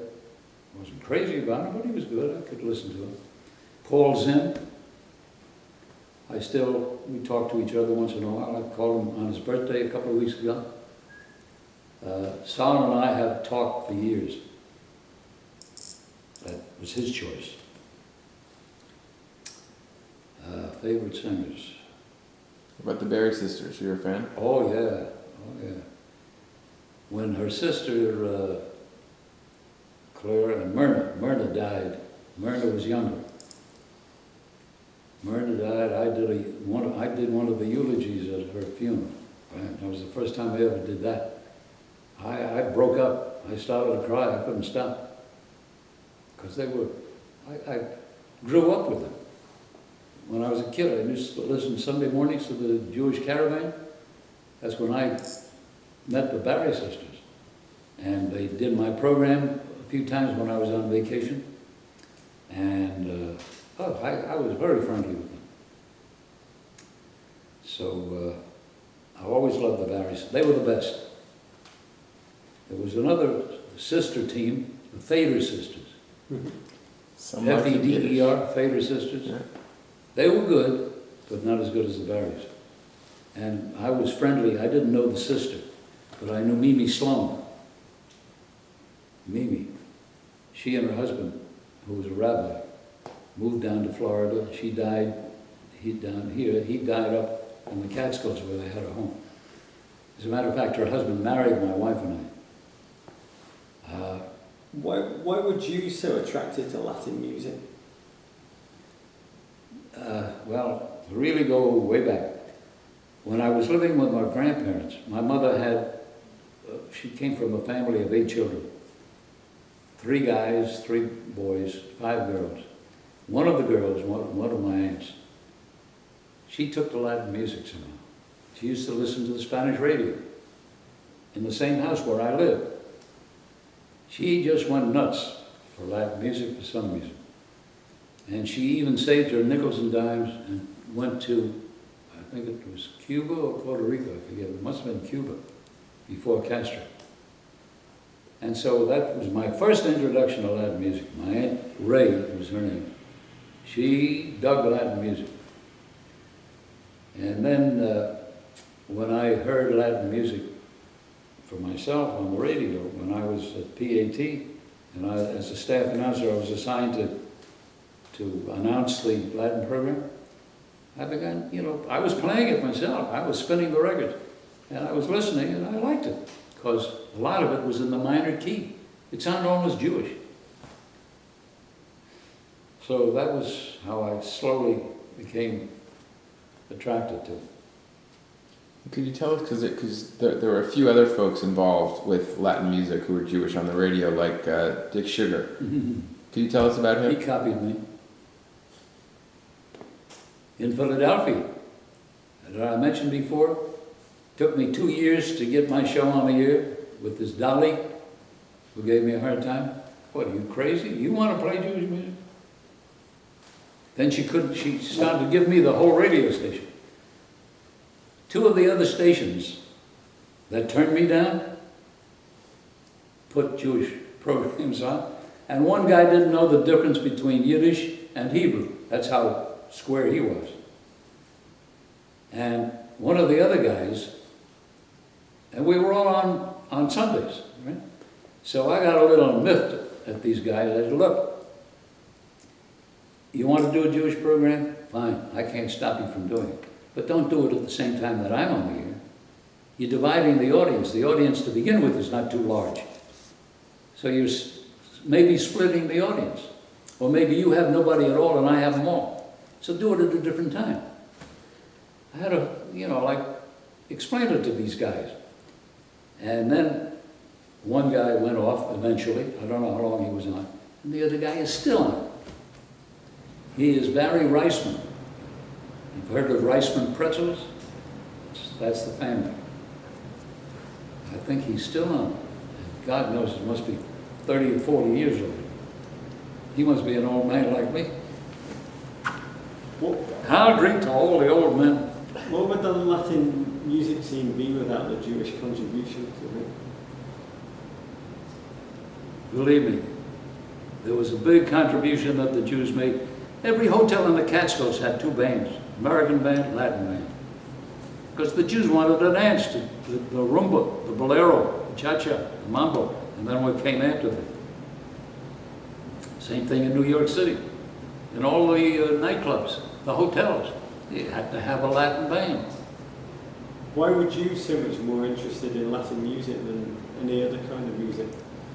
Why was I more interested? So why were Jewish people so intrigued by Latin music?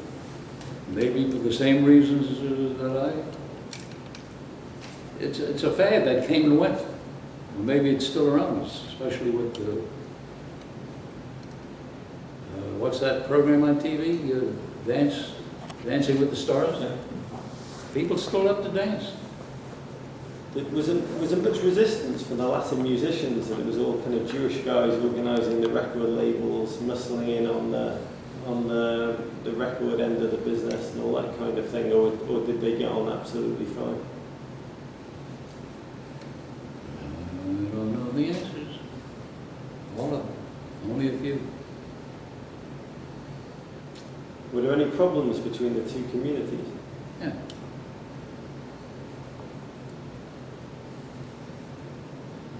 All I know is that the Latins, when I was on the air in New York, when I first started, it was a novelty for a gringo, an American guy, to play Latin music. There were Latin programs on the air. I remember on WBYN in Brooklyn, we had a Spanish guy doing Spanish music. He was successful. But there weren't too many back then. Now, you know what the population, Spanish population is, especially down here in Florida, Arizona. In another 20, 30 years, we're going to be in the minority. It's going to be mostly Spanish. I'm not too thrilled about that, but I ain't going to be around to see it or pay the consequences. You won't be able to live in this country unless you know how to speak Spanish. And some of my best friends were Spanish. One of my buddies was what is his title? He was the Consul General of the Spanish, it was some organization. I think it's in my book. And I used to go up and we used to get drunk together. We used to drink Bacardi rum. He had a bottle of rum in his office and we used to sit around and talk and drink rum. And I got so sick one night I wanted to die. I was drinking straight rum. We ran out of Coca-Cola because that was the combination. Coke, rum and Coke. I ran out of Coke. I was drinking it straight. And then on an empty stomach. And then I had a candy bar on top of that. I heaved my guts out for 2 days.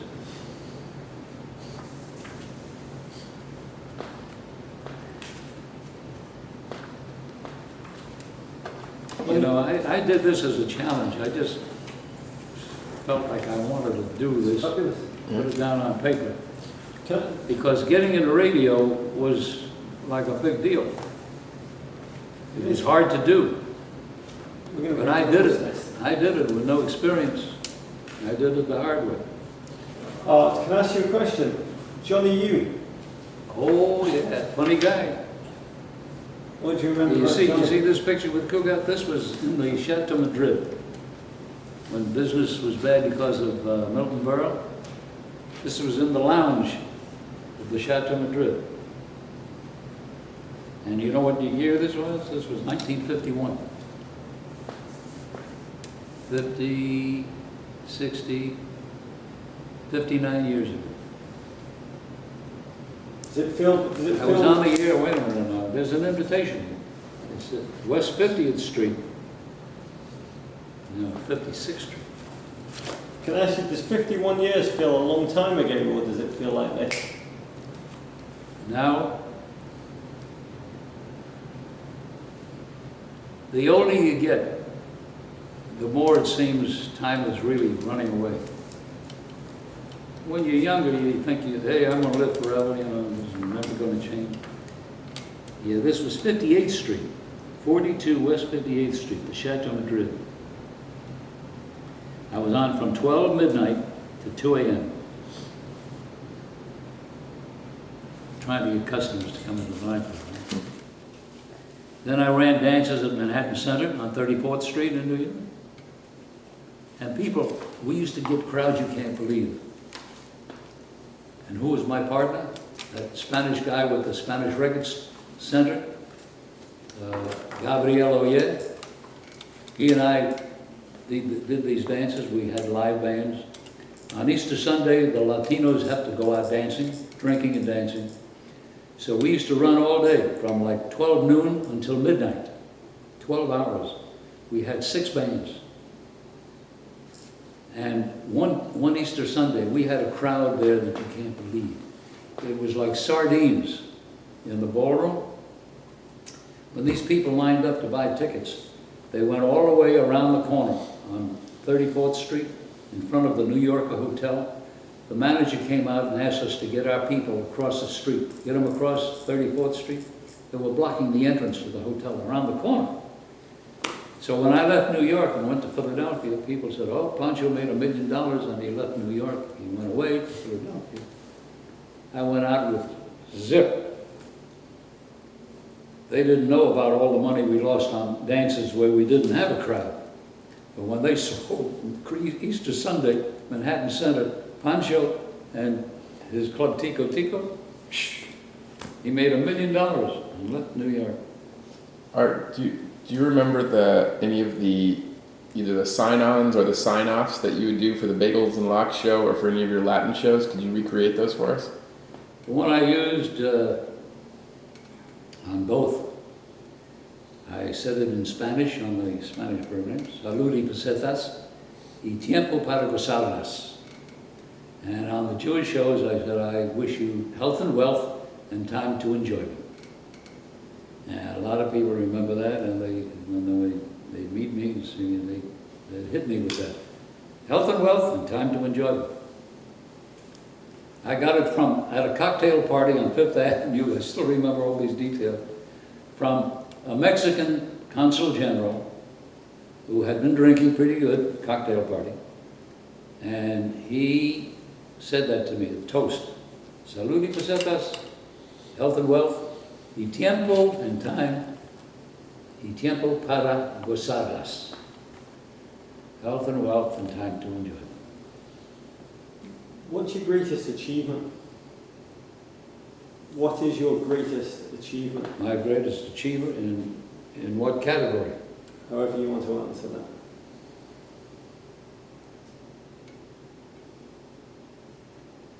My greatest achievement. Well, one of my greatest achievements, bringing 2 wonderful sons into the world.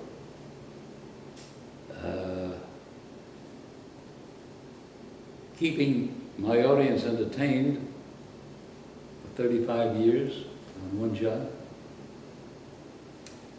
Helping to make a radio station that was almost in the ground, buried in the ground, and brought it back to life. Entertained many, many thousands of people in New York. They loved it, as I did. I love playing my music. Even now, when I get a new release that I fall in love with, like I did with this cantor, Leonard, I feel so badly that I can't share it with the public. Because most of them never hear this kind of stuff. Only the super religious, what do you call them? The Hasidic the Hasidic, they buy CDs. And they're up on the music, especially the young ones. And they know what it means to go in and drop $15 for a CD or whatever. But the older people, they don't do that, except maybe at a concert. You know, the artist is selling cassettes out in the lobby or CDs. Some people buy. I have a friend who started out as a fan, a rich guy. He still buys CDs. He has them send him. He's into cantorial music. And so whenever the Derek Records in Brooklyn, Mordecai Ben David's family, whenever they get a new cantorial record, they send it to him automatically. And he sends them a check. Getting back to your achievements then, so it's your family, the radio show. Is there anything else that you're proud of?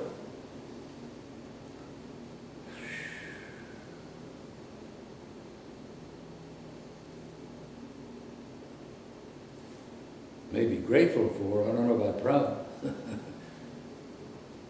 I'm grateful to my union after I get a pension. And that allows me to enjoy my retirement. Of course, over the years, I paid in money. The radio station paid in money toward my pension. But I've gotten my monies back 100 times. And a lot of people are against unions. Of course, there are some unions, if not all of them, that are good and bad. Like, nothing is perfect. Unions aren't perfect. Corporations aren't perfect. But if you leave it up to most corporations, this is my personal opinion, they do take advantage as much as they can get away with, where the workers are concerned, the people who actually make the companies, the top guys, the CEOs, you know the kind of money these guys grab, millions at a time. It's obscene. And the poor guy down sweating his behind off, he gets shafted. So even with unions, people can't understand, a lot of them, why we need unions. Florida, for example, this is a non-union state. You don't have to belong to a union to get a job. But in New York, with a lot of radio stations anyway, you couldn't get a job if you weren't in the union. If you got the job, you had to join the union. That's what happened to me. I'm glad that they made me a member. My boss, the guy who hired me, I don't know why he did it. Because they had to pay money in toward my pension, besides my salary. But I'm grateful that he got me into the union, and I've been collecting. And when I die, if my wife is still alive, she continues to get my pension. That's pretty damn good. And some of the guys who are members of AFTRA, guys who make big money, you know, movie actors, a lot of them, they get as much as $100,000, $200,000 a year from the union pension. Do you have any regrets? Yeah, I have a few of them. I got a long list of regrets. I'm sorry I left New York. I should have stayed in the record business. But after reading the book, after all of these years, you know, of thinking that, why did I ever leave New York? Why didn't I stay with George? I could have wound up a millionaire too. Then I read the book, and I read how terrible things are in the record business. I might have been dead. I also could have gambled away my money. I don't know. I'm not a gambler. I'm a bad loser. But George, I try to think why he became the way he did, why he wanted to throw his money away, why he didn't leave any money for his children. George had a mother and father that I met, and he loved them very much.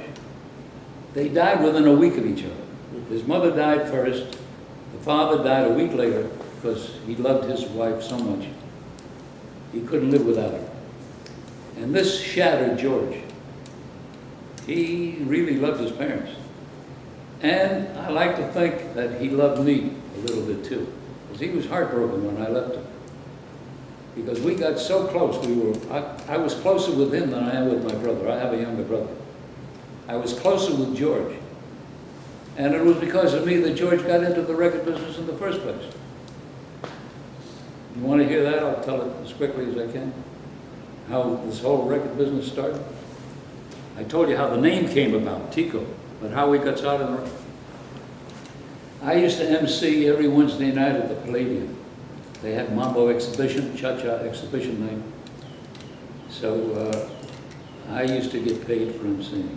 Paid? I don't even know, getting paid. Anyway, I did it for the publicity, for the program, you know. I wanted to become famous. So I'm at the Palladium one night, and this fellow, George, comes over to me and says, I don't know if he called me Mr. Raymond or Art. He says, can I talk with you for a minute? I said, yeah. So we went out. The Palladium was up one story. So at the top of the staircase, there was a bench. So we sat down and we started to talk. And I was working at VNJ in Newark at the time. He says, I want to open up a place like the Palladium in Newark. What can you tell me about Newark? So I said, well, what do you want to know? I said, they have Spanish people living in Newark and around Newark. And he says, I have a place. I'd like you to take a look at it. So he came to Newark one day after I got through working. He took me over there and showed me the place. It was down in a basement. And it was a nice sized ballroom. It had a bar. And he said, I want to make this into another Palladium for the people who live in New Jersey, the Spanish people who live in New Jersey. So he didn't have much money. I think he had maybe $2,000 to his name, with a wife and 3 kids. So I don't remember how it happened, but I got an uncle of mine involved. My uncle put a few bucks into it, and they opened. They hired a band, they advertised, they had nice turnouts, nothing sensational, but now they're trying to get a liquor license. And the Spanish, they got a drink. They won't dance unless they, you know, get a little high. Couldn't get a liquor license.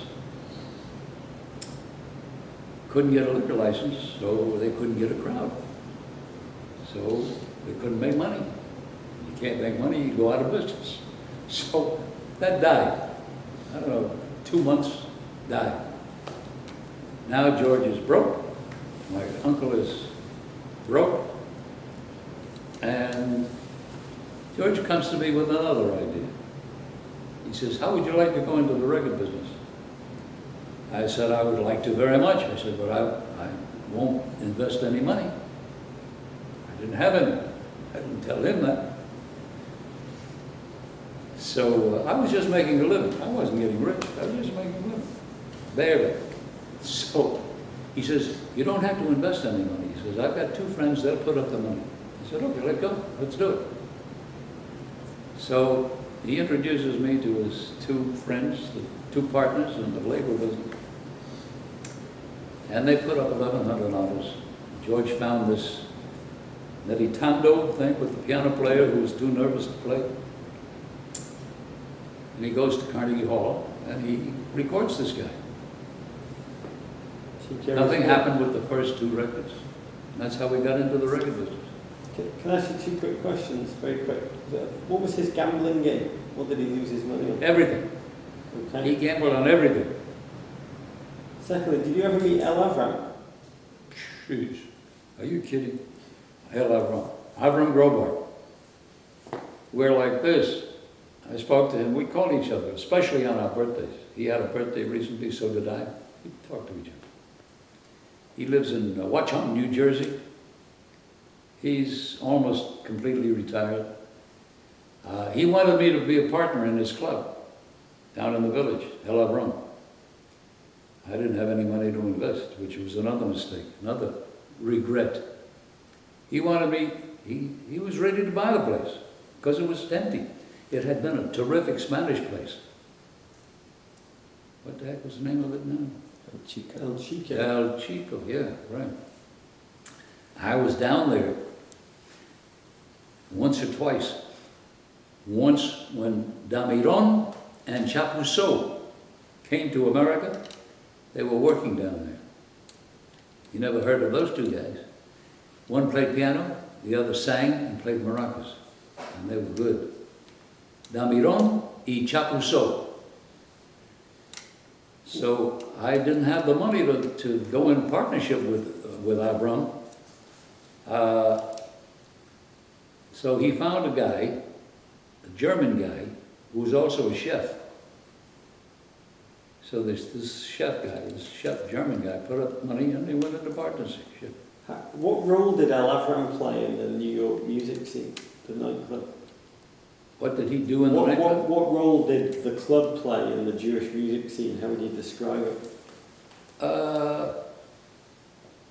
For a while there, Israeli music was very popular. They had a lot of Israeli, what did they call them? Music festivals. Not concerts, music festivals. They were like concerts. And they had different Israeli groups come and do these things. And it was very, very popular. Everybody ran to these festivals. I emceed a few of them.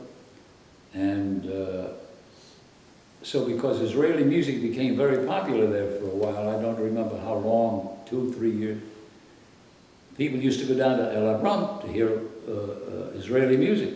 He had Israeli accent. Ron Eliran was a regular. Joe Amar, have you heard of Joe Amar? The Moroccan Prince? He died recently. Yeah, last year.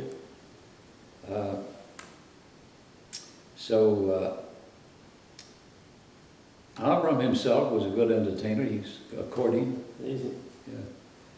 And I used to love going down there. My wife also loved going down to Avram. We ate good. Steak. Every time we went down, we had a delicious steak.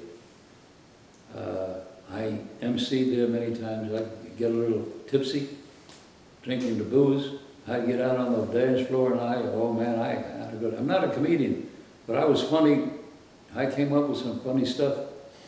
And everybody loved me. I loved the audience, and we had a marvelous time. Everybody went home happy. What was your drink? My drink back then was scotch and soda. Any particular brand? Man, that used to knock me out. Any particular brand? No, as long as it was pure scotch. Last question, Johnny Yu. Can you Johnny Yoon, yeah. He used to work, how about the Baba in Queens, Cafe Baba? That was also an Israeli club, owned by a guy, a Jewish guy from Iran. Iran or Iraq? Jack Zubli.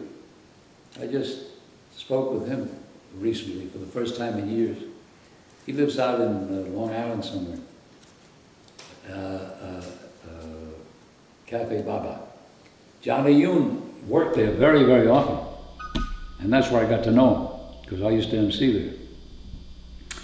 Johnny Yoon, the Jewish audience loved him, because he did stuff in Yiddish. Jewish songs, tell Jewish jokes. He's still around, still working? Yep. Yeah. In LA? He must have a really polished act by now. He must be doing the same thing for like 40 years. Pretty much. I'm Art Raymond. You've heard my story, and I'm going to stick by it till the end. I wish you all health and wealth and time to enjoy them. Could you do it now as Pancho? And this is Pancho speaking. I wish you salud y pesetas y tiempo para gozarlas.